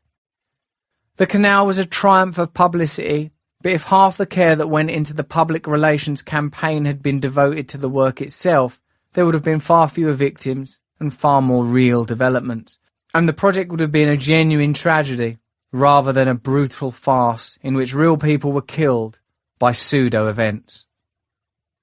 In a strange compulsion to repeat, the ostensibly anti-Stalinist neoliberal New Labour government has shown the same tendency to implement initiatives in which real-world effects matter only insofar as they register at the level of PR appearance. The notorious targets which the New Labour government was so enthusiastic in imposing are a case in point. In a process that repeats itself with iron predictability everywhere that they are installed, targets quickly cease to be a way of measuring performance and become ends in themselves. Anxiety about falling standards in school examinations is now a regular feature of the summertime in Britain. Yet if students are less skilled and knowledgeable than their predecessors, this is due not to a decline in the quality of examinations per se, but to the fact that all the teaching is geared towards passing the exams. Narrowly focused exam drill replaces a wider engagement with subjects. Similarly, hospitals perform many routine procedures instead of a few serious, urgent operations because this allows them to hit the targets they are assessed on, operating rates, success rates, and reduction in waiting time more effectively. It would be a mistake to regard this market Stalinism as some deviation from the true spirit of capitalism. On the contrary, it would be better to say that an essential dimension of Stalinism was inhibited by its association with a social project like socialism and can only emerge in a late capitalist culture in which images acquire an autonomous force. The way value is generated on the stock exchange depends, of course, less on what a company really does and more on perceptions of and beliefs about its future performance. In capitalism, that is to say, all that is solid melts into PR, and late capitalism is defined at least as much by this ubiquitous tendency towards PR production as it is by the imposition of market mechanisms. Here, Zizek's elaboration of Lacan's concept of the big other is crucial. The big other is the collective fiction, the symbolic structure presupposed by any social field. The big other can never be encountered in itself. Instead, we only ever confront its stand-ins. These representatives are by no means always leaders. In the example of the White Sea Canal above, for instance, it wasn't Stalin himself who was the representative of the big other, so much as the Soviet and foreign writers who had to be persuaded of the glories of the project. One important dimension of the big other is that it does not know everything. It is this constitutive ignorance of the big other that allows public relations to function. Indeed, the big other could be defined as the consumer of PR and propaganda, the virtual figure which is required to believe, even when no individual can. To use one of Zizek's examples, who was it, for instance, who didn't know that really existing socialism, RES, was shabby and corrupt? Not any of the people who were all too aware of its shortcomings, nor any of the government administrators who couldn't but know. No, it was the big other who was the one deemed not to know, who wasn't allowed to know the quotidian reality of RES. Yet the distinction between what the big other knows, i.e. what is officially accepted, and what is widely known and experienced by actual individuals, is very far from being merely emptily formal. It is the discrepancy between the two that allows ordinary social reality to function. When the illusion that the big other did not know can no longer be maintained, the incorporeal fabric holding the social system together disintegrates. This is why Khrushchev's speech in 1965, in which he admitted the failings of the Soviet state, was so momentous. It's not as if anyone in the party was unaware of the atrocities and corruption carried out in its name. But Khrushchev's announcement made it impossible to believe anymore that the big other was ignorant of them. So much for really existing socialism. But what of really existing capitalism? One way to understand the realism of capitalist realism is in terms of the claim to have given up belief in the big other. Postmodernism can be construed as the name for the complex of crises that the decline in the belief in the big other has triggered. As Lyotard's famous formulation of the postmodern condition, incredulity towards meta-narratives, suggests. Jameson, of course, would argue that the incredulity towards meta-narratives is one expression of the cultural logic of late capitalism, a consequence of the switch into the post-fordist mode of capital accumulation. Nick Land gives one of the most euphoric accounts of the postmodern meltdown of culture into the economy. In Land's work, a cybernetically upgraded invisible hand is progressively eliminating centralized state power. Land's 90s text synthesized cybernetics, complexity theory, cyberpunk fiction, and neoliberalism to construct a vision of capital planetary artificial intelligence, a vast, supple, endlessly fissile system which renders human will obsolete. In his manifesto for non-linear decentered capital, Meltdown, Land invokes a massively distributed matrix network tendency oriented to disabling ROM command control programs sustaining all macro and micro governmental entities globally concentrating themselves as the human security system. This is capitalism as a shattering reel, in which viral digital signals circulate on self-sustaining networks which bypass the symbolic and therefore do not require the big other as guarantor. It is Deleuze and Guattari's capital as unnameable thing, but without the forces of re-territorialization and anti-production which they argued were constitutive of capitalism. One of the problems of Land's position is also what is most interesting about it. Precisely that it posits a pure capitalism, a capitalism which is only inhibited and blocked by extrinsic rather than internal elements. According to Land's logic, these elements are atavisms that will eventually be consumed and metabolized by capital. Yet capitalism cannot be purified in this way. Strip away the forces of anti-production and capitalism disappears with them. Similarly, there is no progressive tendency towards an unsheathing of capitalism, no gradual unmasking of capital as it really is, rapacious, indifferent, inhuman. On the contrary, the essential role of the incorporeal transformations effectuated by PR, branding and advertising in capitalism suggests that in order to operate effectively, capitalism's rapacity depends upon various forms of sheathing.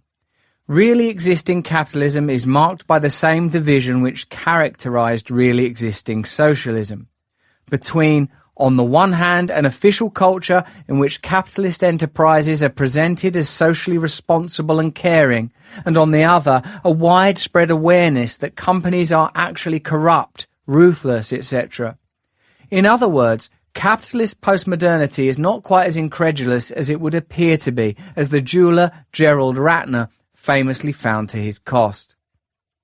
Ratner precisely tried to circumvent the symbolic and tell it how it is, describing the inexpensive jewellery his shop sold as crap in an after-dinner speech.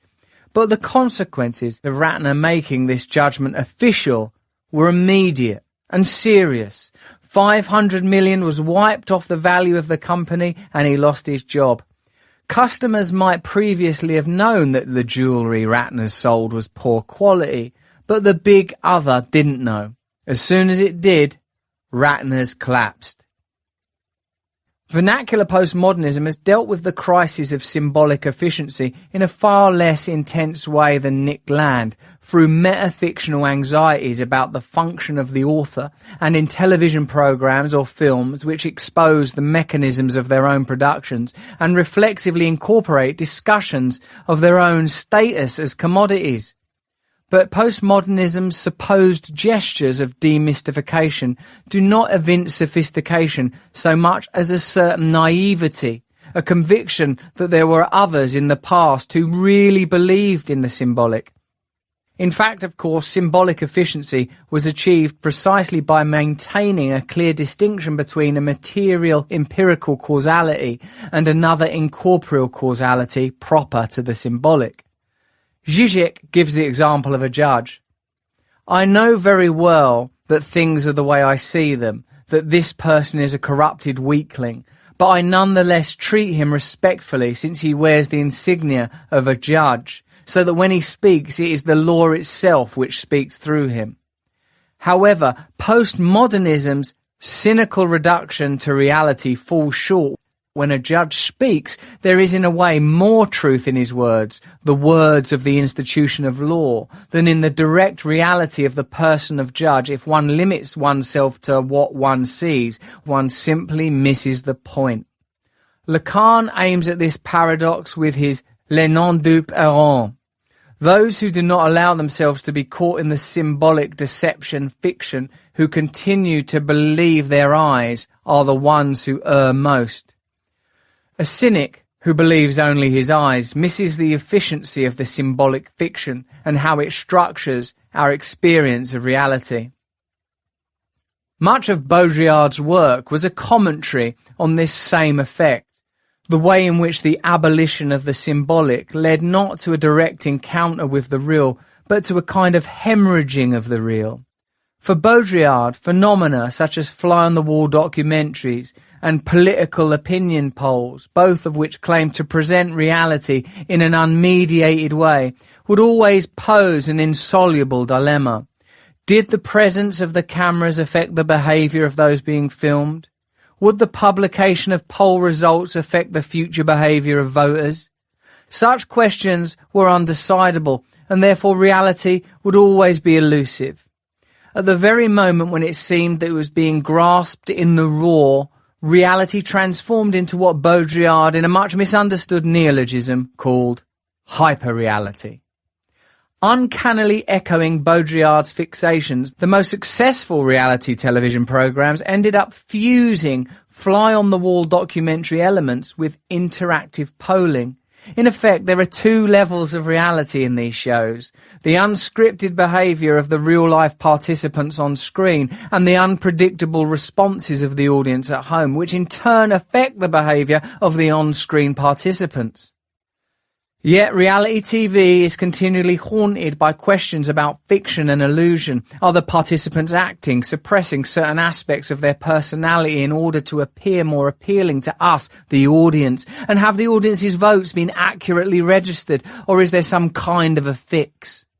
The slogan that the Big Brother TV show uses, "You decide," captures perfectly the mode of control by feedback that, according to Baudrillard, has replaced old centralized forms of power. We ourselves occupy the empty seat of power, phoning and clicking in our responses. TV's Big Brother has superseded Orwell's Big Brother. We, the audience, are not subjected to a power that comes from outside.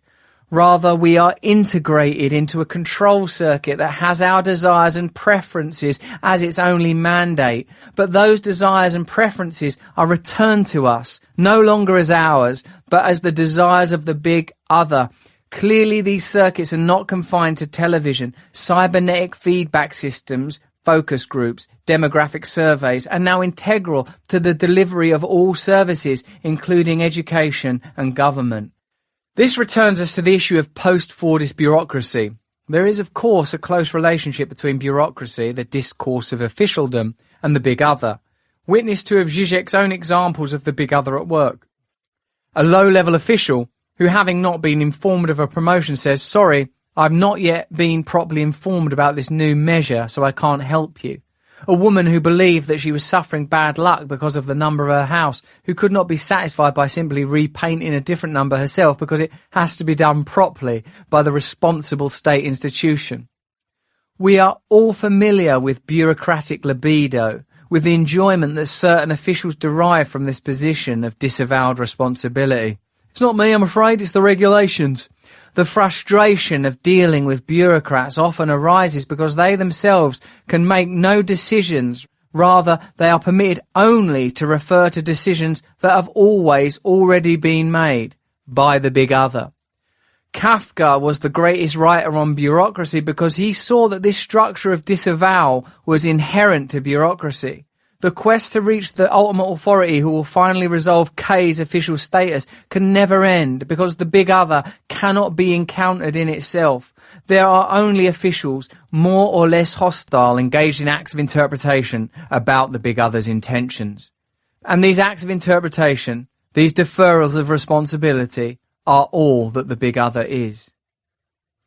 If Kafka is valuable as a commentator on totalitarianism, it is by revealing that there was a dimension of totalitarianism which cannot be understood on the model of despotic command. Kafka's purgatorial vision of a bureaucratic labyrinth without end chimes with Zizek's claim that the Soviet system was an empire of signs, in which even the nomenclatura themselves, including Stalin and Molotov, were engaged in interpreting a complex series of social semiotic signals. No one knew what was required. Instead, individuals could only guess what particular gestures or directives meant. What happens in late capitalism when there is no possibility of appealing even in principle to a final authority which can offer the definitive official version is a massive intensification of that ambiguity. As an example of this syndrome, let us turn once more to further education. At a meeting between trade union officials, college principals and members of parliament, the Learning and Skills Council, LSC, the quango at the heart of the FE funding labyrinth, came in for particular attack. Neither the teachers nor the principals nor the MPs could determine how particular directives had generated themselves, since they are not there in government policy itself. The answer was that the LSC interpreted the instructions issued by the Department for Education and Skills. These interpretations then achieved the strange autonomy peculiar to bureaucracy.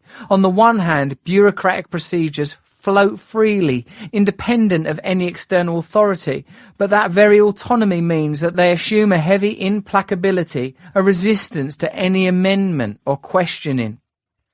The proliferation of auditing culture in post-Fordism indicates that the demise of the big other has been exaggerated. Auditing can perhaps best be conceived of as fusion of PR and bureaucracy because the bureaucratic data is usually intended to fulfill a promotional role. In the case of education, for example, exam results or research ratings augment or diminish the prestige of particular institutions. The frustration for the teacher is that it seems as if their work is increasingly aimed at impressing the big other, which is collating and consuming this data. Data has been put in inverted commas here because much of the so-called information has little meaning or application outside the parameters of the audit. As Eva Berglund puts it, the information that audit creates does have consequences, even though it is so shorn of local detail, so abstract as to be misleading or meaningless, except, that is, by the aesthetic criteria of audit itself. New bureaucracy takes the form not of a specific delimited function performed by particular workers, but invades all areas of work, with the result that, as Kafka prophesied, workers become their own auditors, forced to assess their own performance. Take, for example, the new system that Ofsted, Office for Standards in Education, uses to inspect further education colleges. Under the old system, a college would have a heavy inspection once every 4 years or so, i.e. one involving many lesson observations and a large number of inspectors present in the college. Under the new improved system, if a college can demonstrate that its internal assessment systems are effective, it will only have to undergo a light inspection. But the downside of this light inspection is obvious. Surveillance and monitoring are outsourced from Ofsted to the college and ultimately to the lecturers themselves, and become a permanent feature of the college structure and of the psychology of individual lecturers. The difference between the old heavy and the new light inspection system corresponds precisely to Kafka's distinction between ostensible acquittal and indefinite postponement outlined earlier. With ostensible acquittal, you petition the lower court judges until they grant you a non-binding reprieve. You are then free from the court until the time when your case is reopened. Indefinite postponement, meanwhile, keeps your case at the lowest level of the court, but at the cost of an anxiety that never ends. The changes in Ofsted inspections are mirrored by the change from the research assessment exercise to the research excellence framework in higher education. periodic assessment will be superseded by a permanent and ubiquitous measurement which cannot help but generate the same perpetual anxiety. In any case, it's not as if the light inspection is in any sense preferable for staff than the heavy one. The inspectors are in the college for the same amount of time as they were under the old system. The fact that there are fewer of them does nothing to alleviate the stress of the inspection, which has far more to do with the extra bureaucratic window dressing one has to do in anticipation of a possible observation than it has to do with any actual observation itself. The inspection, that is to say, corresponds precisely to Foucault's account of the virtual nature of surveillance in Discipline and Punish. Foucault famously observes that there is no need for the place of surveillance to actually be occupied. The effect of not knowing whether you will be observed or not produces an introjection of the surveillance apparatus. You constantly act as if you are always about to be observed. Yet in the case of school and university inspections, what you will be graded on is not primarily your abilities as a teacher so much as your diligence as a bureaucrat. There are other bizarre effects. Since Ofsted is now observing the college's self-assessment systems, there is an implicit incentive for the college itself to grade itself and its teaching lower than it actually deserves. The result is a kind of postmodern capitalist version of Maoist confessionalism, in which workers are required to engage in a constant symbolic self-denigration. At one point, when our line manager was extolling the virtues of the new light inspection system, he told us that the problem with our departmental logbooks was that they were not sufficiently self-critical. But don't worry, he urged, any self-criticisms we make are purely symbolic and will never be acted upon, as if performing self-flagellation as part of a purely formal exercise in cynical bureaucratic compliance were any less demoralizing. In the post-fordist classroom, the reflexive impotence of the students is mirrored by the reflexive impotence of the teachers. De Angelis and Harvey report that practices and requirements of standardization and surveillance obviously impose a huge burden of work on academics, and few are happy about it. There have been a number of responses. Managers have frequently suggested there is no alternative, Tina, and have perhaps suggested that what we need to do is work smarter, not harder. This seductive slogan, introduced to dampen staff resistance to further change, which in our experience has a devastating effect on working conditions, attempts to couple the need for change, restructuring and innovation in order to meet the budget pressure and increase competitiveness with staff's resistance not only to worsening of their condition of work, but also to the educational and academic meaninglessness of the changes. The invocation of the idea that there is no alternative and the recommendation to work smarter, not harder, shows how capitalist realism sets the tone for labour disputes in post-Fordism. Ending the inspection regime, one lecturer sardonically remarked, seems more impossible than ending slavery was. Such fatalism can only be challenged if a new, collective, political subject emerges. Chapter 7. If you can watch the overlap of one reality with another, capitalist realism as dream work and memory disorder. Being realistic may once have meant coming to terms with a reality experienced as solid and immovable. Capitalist realism, however, entails subordinating oneself to a reality that is infinitely plastic, capable of reconfiguring itself at any moment. We are confronted with what Jameson, in his essay The Antimonies of the Postmodern, calls a purely fungible present in which space and psyches alike can be processed and remade at will. The reality here is akin to the multiplicity of options available on a digital document where no decision is final. Revisions are always possible, and any previous moment can be recalled at any time. The middle manager I referred to turned adaptation to this fungible reality into a fine art.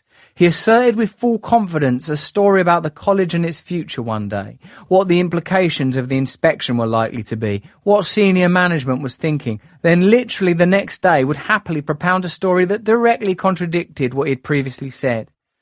There was never a question of his repudiating the previous story. It was as if he only dimly remembered there ever being another story.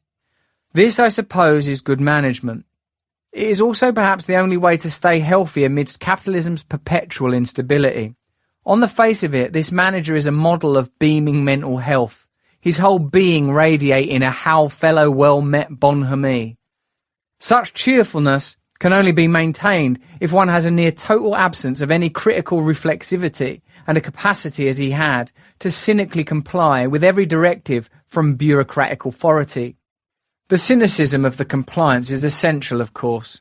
The preservation of his 60s liberal self-image depended upon his not really believing in the auditing processes he so assiduously enforced. What this disavowal depends upon is the distinction between inner subjective attitude and the outward behaviour I discussed earlier. In terms of his inner subjective attitude, the manager is hostile, even contemptuous towards the bureaucratic procedures he supervises, but in terms of his outward behaviour, he is perfectly compliant. Yet it is precisely workers' subjective disinvestment from auditing tasks which enables them to continue to perform labour that is pointless and demoralising. The manager's capacity to smoothly migrate from one reality to another reminded me of nothing so much as Ursula Le Guin's The Lathe of Heaven. It is a novel about George Orr, a man whose dreams literally come true. In time-honoured fairy tale fashion, however, the acts of wish fulfillment quickly become traumatic and catastrophic. When, for instance, Orr is induced by his therapist, Dr. Haber, into dreaming that the problem of overpopulation is solved, he wakes to find himself in a world in which billions have been wiped out by a plague. A plague that, as Jameson put it in his discussion of the novel, was a hitherto non-existent event which rapidly finds its place in our chronological memory of the recent past. Much of the power of the novel consists in its rendering of these retrospective confabulations, whose mechanics are at once so familiar because we perform them every night when we dream, and so odd. How could it ever be possible for us to believe successive or even coextensive stories that so obviously contradict one another? Yet we know from Kant, Nietzsche and psychoanalysis that waking as much as dreaming experience depends upon just such screening narratives. If the real is unbearable, any reality we construct must be a tissue of inconsistencies. What differentiates Kant, Nietzsche and Freud from the tiresome cliché that life is but a dream is the sense that the confabulations we live are consensual. The idea that the world we experience is a solipsistic delusion projected from the interior of our mind consoles rather than disturbs us, since it conforms with our infantile fantasies of omnipotence. But the thought that our so-called interiority owes its existence to a fictionalized consensus will always carry an uncanny charge. This extra level of uncanniness is registered in The Lathe of Heaven when Le Guin has Orr's reality-warping dreams witnessed by others. The therapist, Haber, who seeks to manipulate and control Orr's ability, and the lawyer, Heather Lelache. What then is it like to live through someone else's dream coming true? Haber could not go on talking. He felt it, the shift, the arrival, the change. The woman felt it too. She looked frightened, holding the brass necklace up close to her throat like a talisman. She was staring in dismay, shock, terror out of the window at the view. What would it do to the woman? Would she understand? Would she go mad? What would she do? Would she keep both memories as he did, the true one and the new one, the old one and the true one? Does she go crazy? No, not at all. After a few moments of bewildered fugue, Heather Lelache accepts the new world as the true world, editing out the point of Susha. This strategy of accepting the incommensurable and the senseless without question has always been the exemplary technique of sanity as such, but it has a special role to play in late capitalism, that motley painting of everything that ever was, whose dreaming up and junking of social fictions is nearly as rapid as its production and disposal of commodities. In these conditions of ontological precarity, forgetting becomes an adaptive strategy. Take the example of Gordon Brown, whose expedient reinvention of his political identity involved an attempt to induce a collective forgetting. In an article in International Socialism, John Newsinger remembers how Brown told the Confederation of British Industry Conference that business is in my blood. His mother had been a company director, and I was brought up in an atmosphere where I knew exactly what was happening as far as business was concerned. He was, indeed, he had always been one of them. The only problem is that it was not true. As his mother subsequently admitted, she would never have called herself a businesswoman. She had only ever done some light administrative duties for a small family firm, and had given up the job when she married 3 years before young Gordon was even born. While there have been Labour politicians who have tried to invent working class backgrounds for themselves before, Brown is the first to try and invent a capitalist background. Newsinger contrasts Brown with his rival and predecessor as British Prime Minister, Tony Blair, a very different case. While Blair, who presented the strange spectacle of a postmodern messianism, never had any beliefs that he had to recant on, Brown's move from Presbyterian Socialist to New Labour Supremo was a long, arduous and painful process of repudiation and denial. Whereas for Blair, the embrace of neoliberalism involved no great personal struggle because he had no previous beliefs to dispose of. Newsinger writes, "For Brown it involved a deliberate decision to change sides. The effort one suspects damaged his personality. Blair was the last man by nature and inclination. Brown has become the last man, the dwarf at the end of history, by force of will." Blair was the man without a chest, the outsider the party needed in order to get into power, his joker hysterical face salesman smooth. Brown's implausible act of self-reinvention is what the party itself had to go through. His fake smile, grimace, the objective correlative of Labour's real state now that it has completely capitulated to capitalist realism. Gutted and gutless, its insides replaced by simulacra, which once looked lustrous, but now possess all the allure of decade-old computer technology. In conditions where realities and identities are upgraded like software, it's not surprising that memory disorders should have become the focus of cultural anxiety. See, for instance, the Bourne films, Memento, Eternal Sunshine of the Spotless Mind. In the Bourne films, Jason Bourne's quest to regain his identity goes alongside a continual flight from any settled sense of self. "Try to understand me," says Bourne in the original novel by Robert Ludlum. "I have to know certain things, enough to make a decision, but maybe not everything.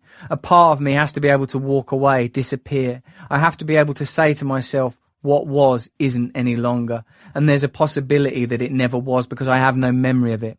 What a person can't remember didn't exist for him." In the films, Bourne's transnational nomadism is rendered in an ultra-fast cutting style which functions as a kind of anti-memory, pitching the viewer into the vertiginous continuous present which Jameson argues is characteristic of postmodern temporality. The complex plotting of Ludlum's novels is transformed into a series of evanescent event ciphers and action set pieces which barely cohere into an intelligible narrative. Bereft of personal history, Bourne lacks narrative memory, but retains what we might call formal memory, a memory of techniques, practices, actions that is literally embodied in a series of physical reflexes and tics. Here, Bourne's damaged memory echoes the postmodern nostalgia mode as described by Frederick Jameson, in which contemporary or even futuristic reference at the level of content obscure a reliance on established or antiquated models at the level of form. On the one hand, this is a culture that privileges only the present and the immediate.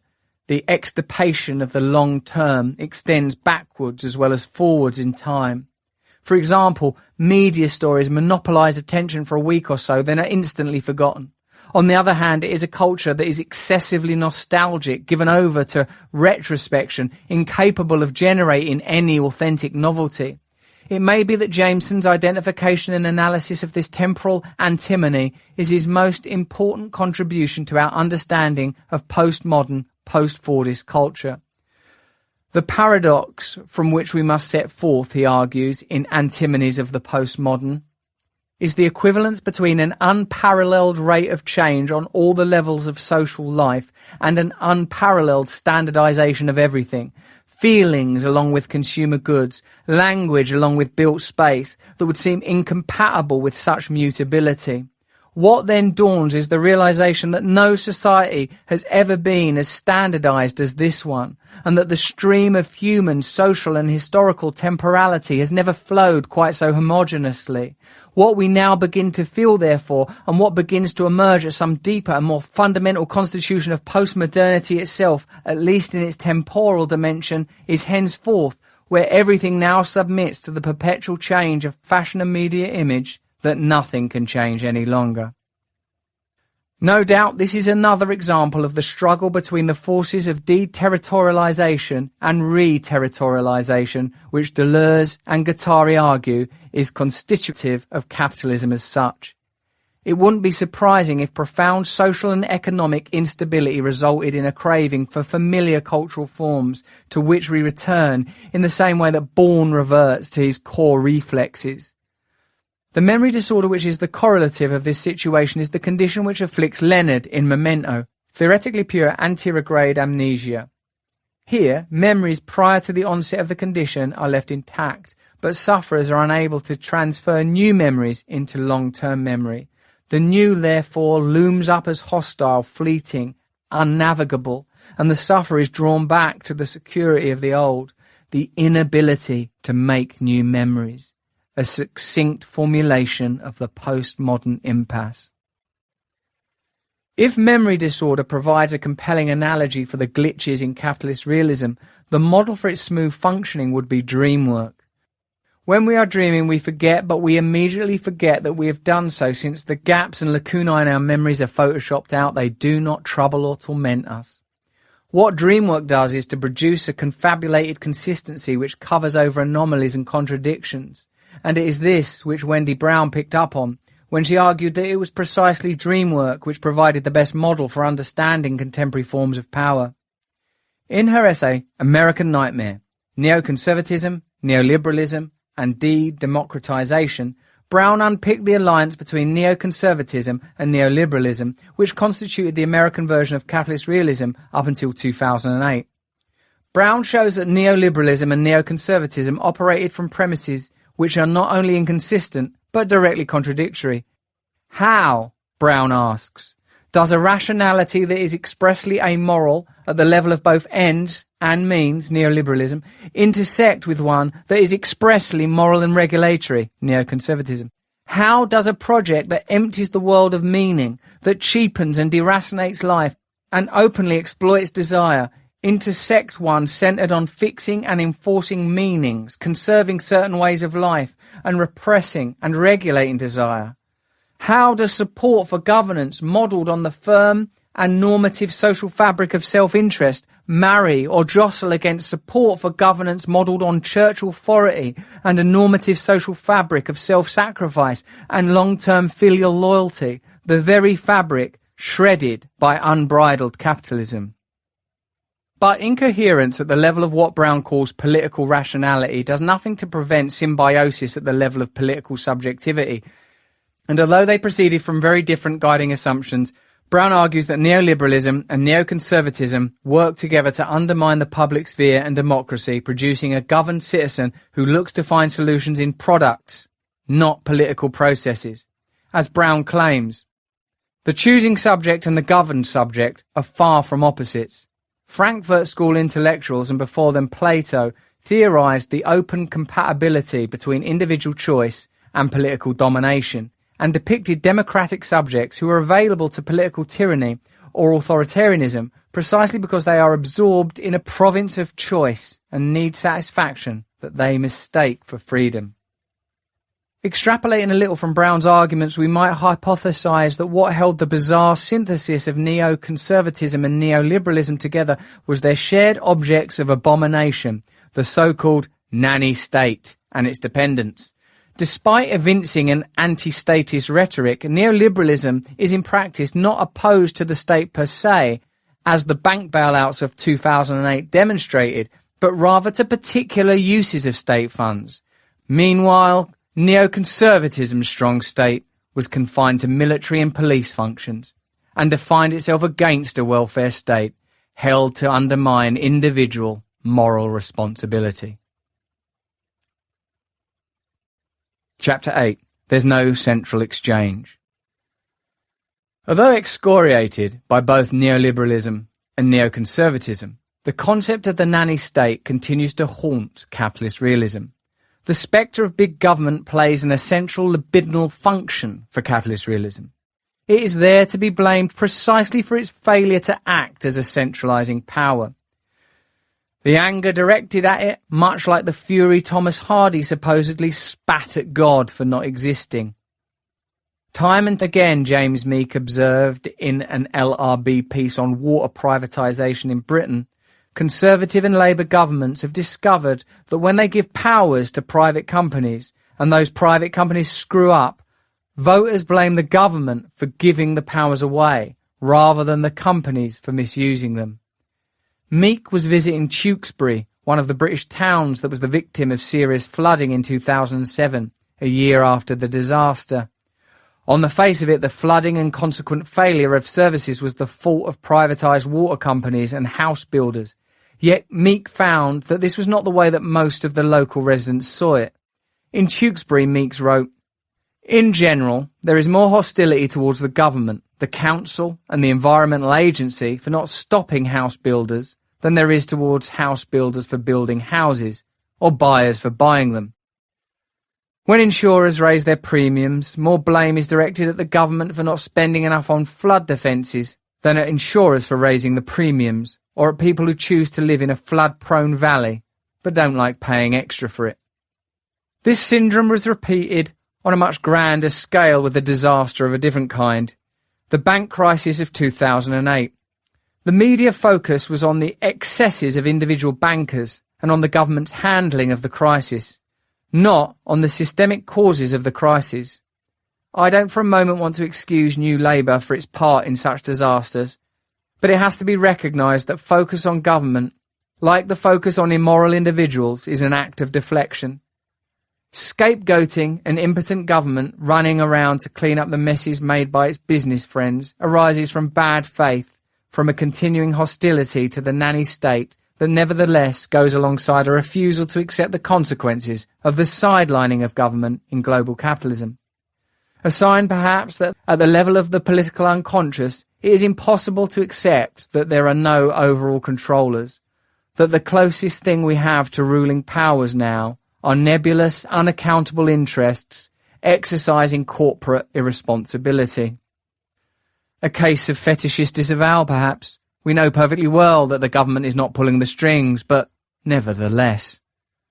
The disavowal happens in part because the centerlessness of global capitalism is radically unthinkable. Although people are interpolated now as consumers, and Wendy Brown and others have pointed out government itself is presented as a kind of commodity or service, they still cannot help but think of themselves as if they were citizens. The closest that most of us come to a direct experience of the centerlessness of capitalism is an encounter with the call centre. As a consumer in late capitalism, you increasingly exist in two distinct realities, the one in which the services are provided without hitch, and another reality entirely, the crazed Kafkaesque labyrinth of call centres, a world without memory where cause and effect connect together in mysterious, unfathomable ways, where it is a miracle that anything ever happens, and you lose hope of ever passing back over to the other side where things seem to function smoothly. What exemplifies the failure of the neoliberal world to live up to its own PR better than the call centre? Even so, the universality of bad experiences with call centres does nothing to unsettle the operating assumption that capitalism is inherently efficient, as if the problems with call centres weren't systemic consequences of a logic of capital, which means organisations are so fixated on making profits that they can't actually sell you anything. The call centre experience distills the political phenomenology of late capitalism. The boredom and frustration punctuated by cheerily piped PR, the repeating of the same dreary details many times to different poorly trained and badly informed operatives, the building rage that must remain impotent because it can have no legitimate object since, as is very quickly clear to the caller, there is no one who knows, and no one who could do anything even if they did. Anger can only be a matter of venting. It is aggression in a vacuum, directed at someone who is a fellow victim of the system, but with whom there is no possibility of communality. Just as the anger has no proper object, it will have no effect. In this experience of a system that is unresponsive, impersonal, centerless, abstract and fragmentary, you are as close as you can be to confronting the artificial stupidity of capital in itself. Call centre angst is one more illustration of the way that Kafka is poorly understood as exclusively a writer on totalitarianism. A decentralised market Stalinist bureaucracy is far more Kafkaesque than one in which there is a central authority.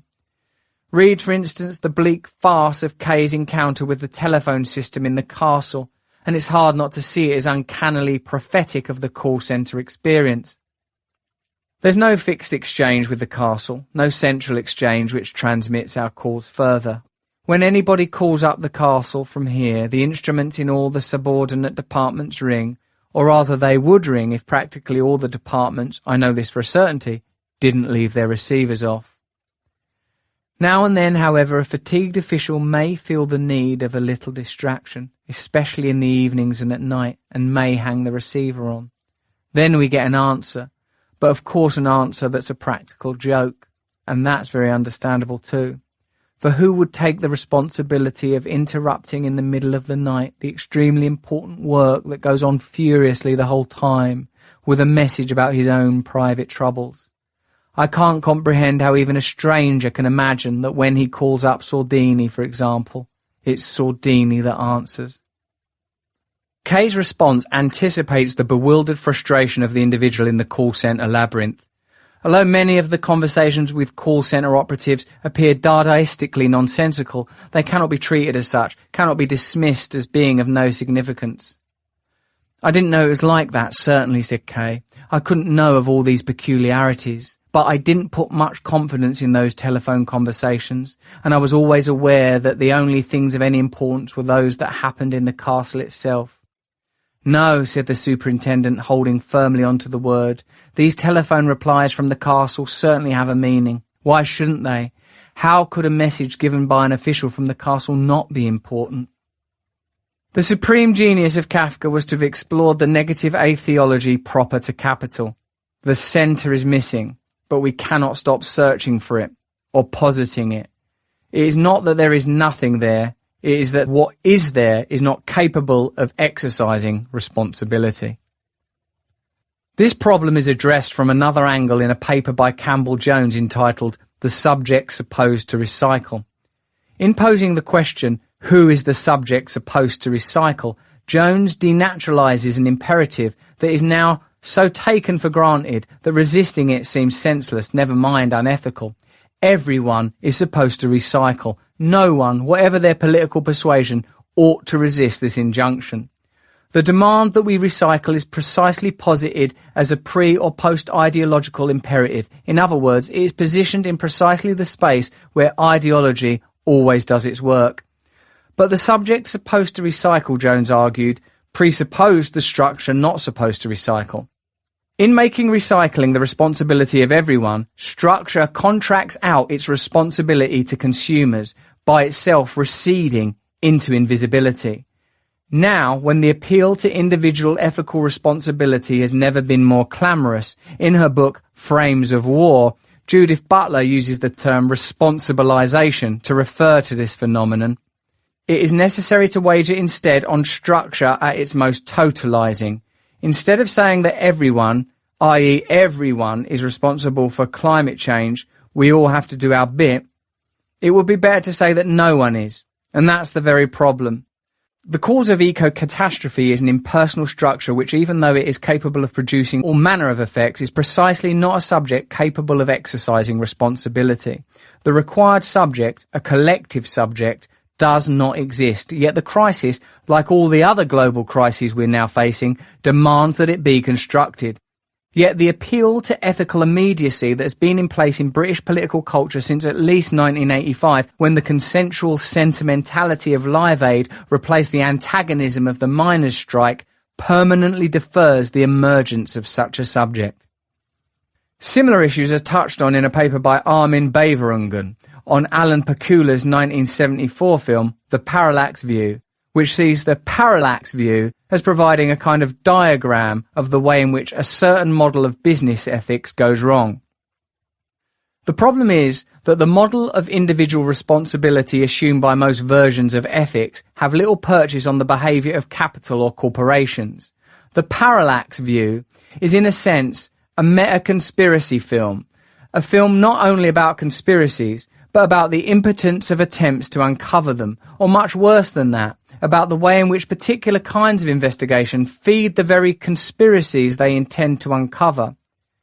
It's not only that the Warren Beatty character is framed, killed for the crime he's investigating, neatly eliminating him and undermining his investigations with one pull of a corporate assassin's trigger, it's that, as Jameson noted in his commentary on the film in The Geopolitical Aesthetic, his very tenacity, quasi-sociopathic individualism, make him eminently frameable.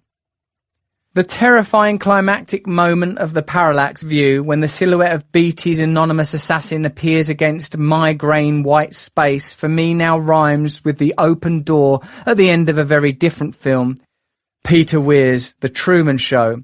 But where the door in the horizon opening onto black space at the end of Weir's film connotes a break in a universe of total determinism, the nothingness on which existentialist freedom depends, the parallax view's final open door opens onto a world conspiratorially organised and controlled as far as the eye can see. Jameson. This anonymous figure with a rifle in a doorway is the closest we get to seeing the conspiracy as itself. The conspiracy in the parallax view never gives any account of itself. It is never focalised through a single malign individual. Although presumably corporate, the interests and motives of the conspiracy in the parallax view are never articulated, perhaps not even to or by those actually involved in it. Who knows what the parallax corporation really wants? It is itself situated in the parallax between politics and economy. Is it a commercial front for political interests, or is the whole machinery of government a front for it? It's not clear if the corporation really exists. More than that, it's not clear if its aim is to pretend that it doesn't exist or to pretend that it does. There are certainly conspiracies in capitalism, but the problem is that they are themselves only possible because of deeper level structures that allow them to function. Does anyone really think, for instance, that things would improve if we replaced the whole managerial and banking class with a whole new set of better people? Surely, on the contrary, it is evident that the vices are engendered by the structure, and that while the structure remains, the vices will reproduce themselves. The strength of Pakula's film is precisely to invoke the shadowy, centerless impersonality proper to a corporate conspiracy. As Jameson observes, what Pakula captures so well in the parallax view is a particular kind of corporate affective tonality. For the agents of conspiracy, Sorge, Conan, is a matter of smiling confidence, and the preoccupation is not personal but corporate concern for the vitality of the network or the institution, a disembodied distraction or inattentiveness engaging the absent space of the collective organisation itself without the clumsy conjectures that sap the energies of the victims.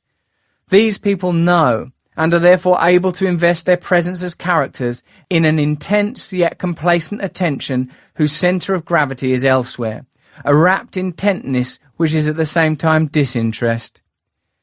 Yet this very different type of concern, equally depersonalised, carries its own specific anxiety with it, as it were unconsciously and corporately, without any consequences for the individual villains. Without any consequences for the individual villains. How that phrase resonates just now, after the deaths of John Charles de Menezes and Ian Tomlinson, and after the banking fiasco. And what Jameson is describing here is the mortifying cocoon of corporate structure, which deadens as it protects, which hollows out, absents the manager, ensures their attention is always displaced, ensures they cannot listen. The delusion that many who enter into management with high hopes is precisely that they, the individual, can change things, that they will not repeat what their managers had done, that things will be different this time. But watch someone step up into management and it's usually not very long before the grey petrification of power starts to subsume them. It is here that structure is palpable. You can practically see it taking people over, hear its deadening judgments speaking through them. For this reason, it is a mistake to rush to impose the individual ethical responsibility that the corporate structure deflects. This is the temptation of the ethical which, as Zizek has argued, the capitalist system is using in order to protect itself in the wake of the credit crisis. The blame will be put on supposedly pathological individuals, those abusing the system, rather than on the system itself. But the evasion is actually a two-step procedure, since the structure will often be invoked, either implicitly or openly, precisely at the point when there is the possibility of individuals who belong to the corporate structure being punished. At this point, suddenly, the causes of abuse or atrocity are so systemic, so diffuse, that no individual can be held responsible. This was what happened with the Hillsborough football disaster, the John Charles de Menezes farce, and so many other cases. But this impasse, it is only individuals that can be held ethically responsible for actions, and yet the cause of these abuses and errors is corporate, systemic, is not only a dissimulation. It precisely indicates what is lacking in capitalism. What agencies are capable of regulating and controlling impersonal structures? How is it possible to chastise a corporate structure? Yes, corporations can legally be treated as individuals, but the problem is that corporations, while certainly entities, are not like individual humans, and any analogy between punishing corporations and punishing individuals will therefore necessarily be poor. And it's not as if corporations are the deep-level agents behind everything. They are themselves constrained by, expressions of, the ultimate cause that is not a subject. Capital. Chapter 9. Marxist Supernanny. Nothing could be a clearer illustration of what Zizek has identified as the failure of the father function, the crisis of the paternal superego in late capitalism, than a typical edition of Supernanny. The programme offers what amounts to a relentless, although of course implicit, attack on postmodernity's permissive hedonism. Supernanny is a Spinozist, insofar as, like Spinoza, she takes it for granted that children are in a state of abjection. They are unable to recognise their own interests, unable to apprehend either the causes of their actions or their usually deleterious effects. But the problems that Supernanny confronts do not arise from the actions or character of the children, who can only be expected to be idiotic hedonists, but with the parents. It is the parents' following of the trajectory of the pleasure principle, the path of least resistance, that causes most of the misery in the families. In a pattern that quickly becomes familiar, the parents' pursuit of the easy life leads them to accede to their children's every demand, which become increasingly tyrannical. Rather like many teachers or other workers in what used to be called public service, Supernanny has to sort out problems of socialisation that the family can no longer resolve. A Marxist Supernanny would of course turn away from the troubleshooting of individual families to look at the structural causes which produce the same repeated effect. The problem is that late capitalism insists and relies upon the very equation of desire with interests that parenting used to be based on rejecting.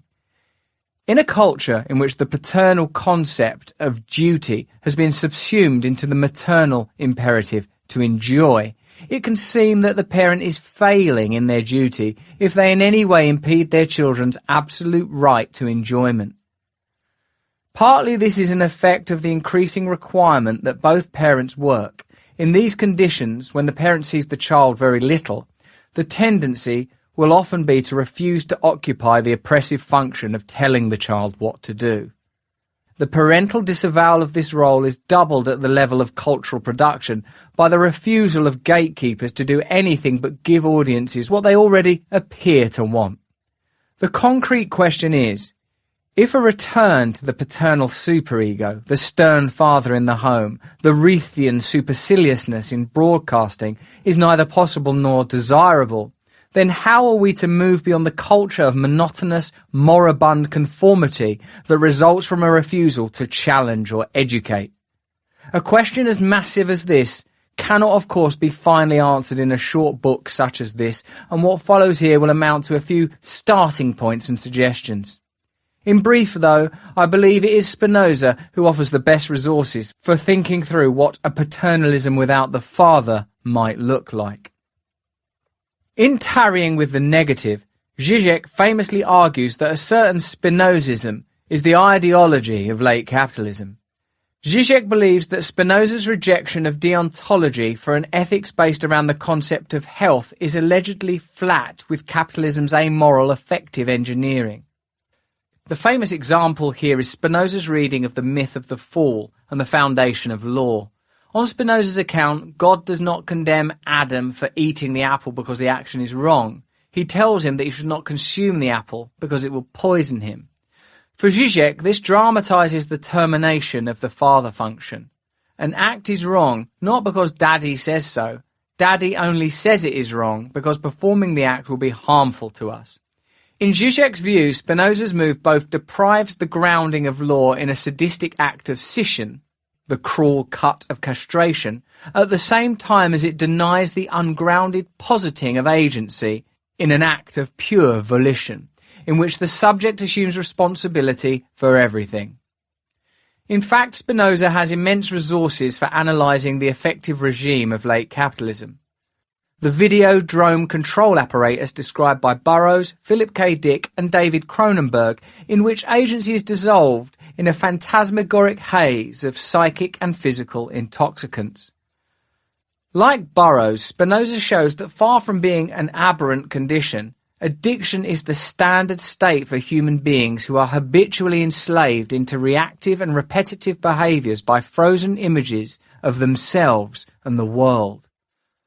Freedom, Spinoza shows, is something that can be achieved only when we can apprehend the real causes of our actions, when we can set aside the sad passions that intoxicate and entrance us.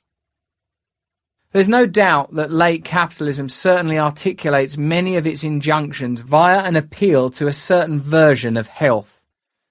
The banning of smoking in public places, the relentless monstering of working-class diet on programs like You Are What You Eat, do appear to indicate that we are already in the presence of a paternalism without the father. It is not that smoking is wrong, it is that it will lead to our failing to lead long and enjoyable lives. But there are limits to this emphasis on good health. Mental health and intellectual development barely feature at all, for instance. What we see instead is a reductive hedonic model of health which is all about feeling and looking good. To tell people how to lose weight or how to decorate their house is acceptable, but to call for any kind of cultural improvement is to be oppressive and elitist. The alleged elitism and oppression cannot consist in the notion that a third party might know someone's interest better than they know it themselves, since presumably smokers are deemed either to be unaware of their interests or incapable of acting in accordance with them. No, the problem is that only certain types of interest are deemed relevant, since they reflect values that are held to be consensual. Losing weight, decorating your house, and improving your appearance belong to the consentimental regime. In an excellent interview at theregister.com, the documentary filmmaker Adam Curtis identifies the contours of this regime of effective management. TV now tells you what to feel. It doesn't tell you what to think anymore. From EastEnders to reality format shows, you're on the emotional journey of people. And through the editing, it gently suggests to you what is the agreed form of feeling. Hugs and kisses, I call it. I nicked that off Mark Ravenhill, who wrote a very good piece which said that if you analyse television now, it's a system of guidance. It tells you who's having the bad feelings and who is having the good feelings. And the person who is having the bad feelings is redeemed through a hugs and kisses moment at the end. It really is a system not of moral guidance, but of emotional guidance. Morality has been replaced by feeling. In the empire of the self, everyone feels the same without ever escaping a condition of solipsism. What people suffer from, Curtis claims, is being trapped within themselves. In a world of individualism, everyone is trapped within their own feelings, trapped within their own imaginations. Our job as public service broadcasters is to take people beyond the limits of their own self, and until we do that, we will carry on declining. The BBC should realise that. I have an idealistic view, but if the BBC could do that, taking people beyond their own selves, it will renew itself in a way that jumps over the competition. The competition is obsessed by serving people in their little selves. And in a way, actually, Murdoch, for all his power, is trapped by the self. That's his job, to feed the self. In the BBC, it's the next step forward. It doesn't mean we go back to the 1950s and tell people how to dress. What we do is say, we can free you from yourself, and people would love it. Curtis attacks the internet because, in his view, it facilitates communities of solipsists, interpassive networks of like minds who confirm rather than challenge each other's assumptions and prejudices. Instead of having to confront other points of view in a contested public space, these communities retreat into closed circuits. But Curtis claims the impact of internet lobbies on old media is disastrous, since not only does its reactive proactivity allow the media class to further abnegate its function to educate and lead, it also allows populist currents on both the left and right to bully media producers into turning out programming that is anodyne and mediocre. Curtis's critique has a point, but it misses important dimensions of what is happening on the net. Contrary to Curtis's account of blogging, blogs can generate new discourse networks that have no correlate in the social field outside cyberspace. As old media increasingly becomes subsumed into PR and the consumer report replaces the critical essay, some zones of cyberspace offer resistance to a critical compression that is elsewhere depressingly pervasive. Nevertheless, the interpassive simulation of participation in postmodern media, the network narcissism of MySpace and Facebook, has in the main generated content that is repetitive, parasitic, and conformist. In a seeming irony, the media class's refusal to be paternalistic has not produced a bottom-up culture of breathtaking diversity, but one that is increasingly infantilized. By contrast, it is paternalistic cultures that treat audiences as adults, assuming that they can cope with cultural products that are complex and intellectually demanding. The reason that focus groups and capitalist feedback systems fail, even when they generate commodities that are immensely popular, is that people do not know what they want. This is not only because people's desire is already present but concealed from them, although this is often the case. Rather, the most powerful forms of desire are precisely cravings for the strange, the unexpected, the weird. These can only be supplied by artists and media professionals who are prepared to give people something different from that which already satisfies them, by those, that is to say, prepared to take a certain kind of risk. The Marxist supernanny would not only be the one who laid down limitations, who acted in our own interests when we are incapable of recognising them ourselves, but also the one prepared to take this kind of risk, to wager on the strange and our appetite for it. It is another irony that capitalism's society of risk is much less likely to take this kind of risk than was the supposedly stodgy centralised culture of the post-war social consensus. It was the public service-oriented BBC and Channel 4 that perplexed and delighted me with the likes of Tinker Tailor Soldier Spy, Pinter Plays, and Tarkovsky seasons. It was this BBC that also funded the popular avant-gardism of the BBC Radiophonic Workshop, which embedded sonic experimentalism into everyday life. Such innovations are unthinkable now that the public has been displaced by the consumer. The effect of permanent structural instability, the cancellation of the long term, is invariably stagnation and conservatism, not innovation. This is not a paradox. As Adam Curtis's remarks make clear, the effects that predominate in late capitalism are fear and cynicism. These emotions do not inspire bold thinking or entrepreneurial leaps. They breed conformity and the cult of the minimal variation, the turning out of products which very closely resemble those that are already successful. Meanwhile, films such as the aforementioned Tarkovsky's Solaris and Stalker, plundered by Hollywood since as far back as Alien and Blade Runner, were produced in the ostensibly moribund conditions of the Brezhnevite Soviet state, meaning that the USSR acted as a cultural entrepreneur for Hollywood. Since it's now clear that a certain amount of stability is necessary for cultural vibrancy, the question to be asked is, how can this stability be provided, and by what agencies? It's well past time for the left to cease limiting its ambitions to the establishing of a big state.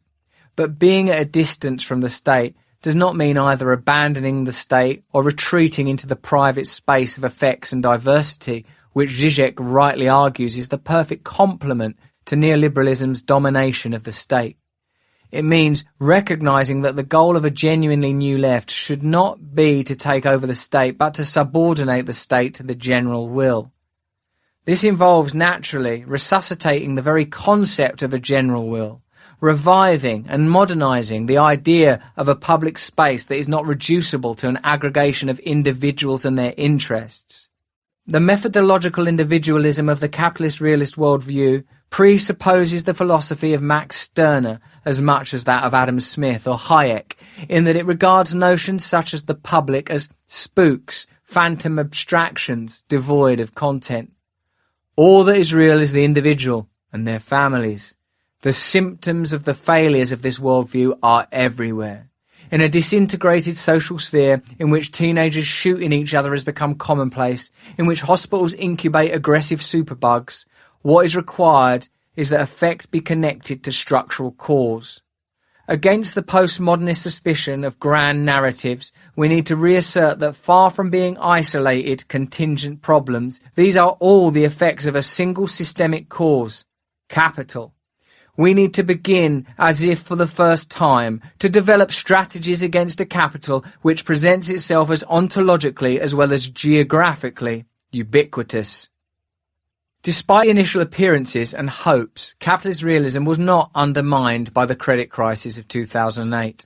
The speculations that capitalism might be on the verge of collapsing soon proved to be unfounded. It quickly became clear that far from constituting the end of capitalism, the bank bailouts were a massive reassertion of the capitalist realist insistence that there is no alternative. Allowing the banking system to disintegrate was held to be unthinkable, and what ensued was a vast hemorrhaging of public money into private hands. Nevertheless, what did happen in 2008 was the collapse of the framework which has provided ideological cover for capitalist accumulation since the 1970s. After the bank bailouts, neoliberalism has in every sense been discredited. That is not to say that neoliberalism has disappeared overnight. On the contrary, its assumptions continue to dominate political economy, but they do so now no longer as part of an ideological project that has a confident forward momentum, but as inertial, undead defaults. We can now see that while neoliberalism was necessarily capitalist realism need not be neoliberal. In order to save itself, capitalism could revert to a model of social democracy or to a children of men-like authoritarianism. Without a credible and coherent alternative to capitalism, capitalist realism will continue to rule the political, economic unconscious. But even if it is now evident that the credit crisis will not lead to the end of capitalism all by itself, the crisis has led to the relaxing of a certain kind of mental paralysis. We are now in a political landscape littered with what Alex Williams called ideological rubble. It is year zero again, and a space has been cleared for a new anti-capitalism to emerge which is not necessarily tied to the old language or traditions. One of the left's vices is its endless rehearsal of historical debates, its tendency to keep going over Kronstadt or the new economic policy, rather than planning and organising for a future that it really believes in. The failure of previous forms of anti-capitalist political organisation should not be a cause for despair, but what needs to be left behind is a certain romantic attachment to the politics of failure, to the comfortable position of a defeated marginality. The credit crisis is an opportunity, but it needs to be treated as a tremendous speculative challenge, a spur for a renewal that is not a return. As Badiou has forcefully insisted, an effective anti-capitalism must be a rival to capital, not a reaction to it. There can be no return to pre-capitalist territorialities. Anti-capitalism must oppose capital's globalism with its own authentic universality. It is crucial that a genuinely revitalized left confidently occupy the new political terrain I have very provisionally sketched here.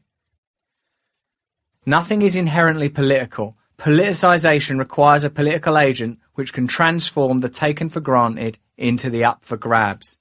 If neoliberalism triumphed by incorporating the desires of the post-68 working class, a new left could begin by building on the desires which neoliberalism has generated, but which it has been unable to satisfy. For example, the left should argue that it can deliver what neoliberalism signally failed to do, a massive reduction of bureaucracy.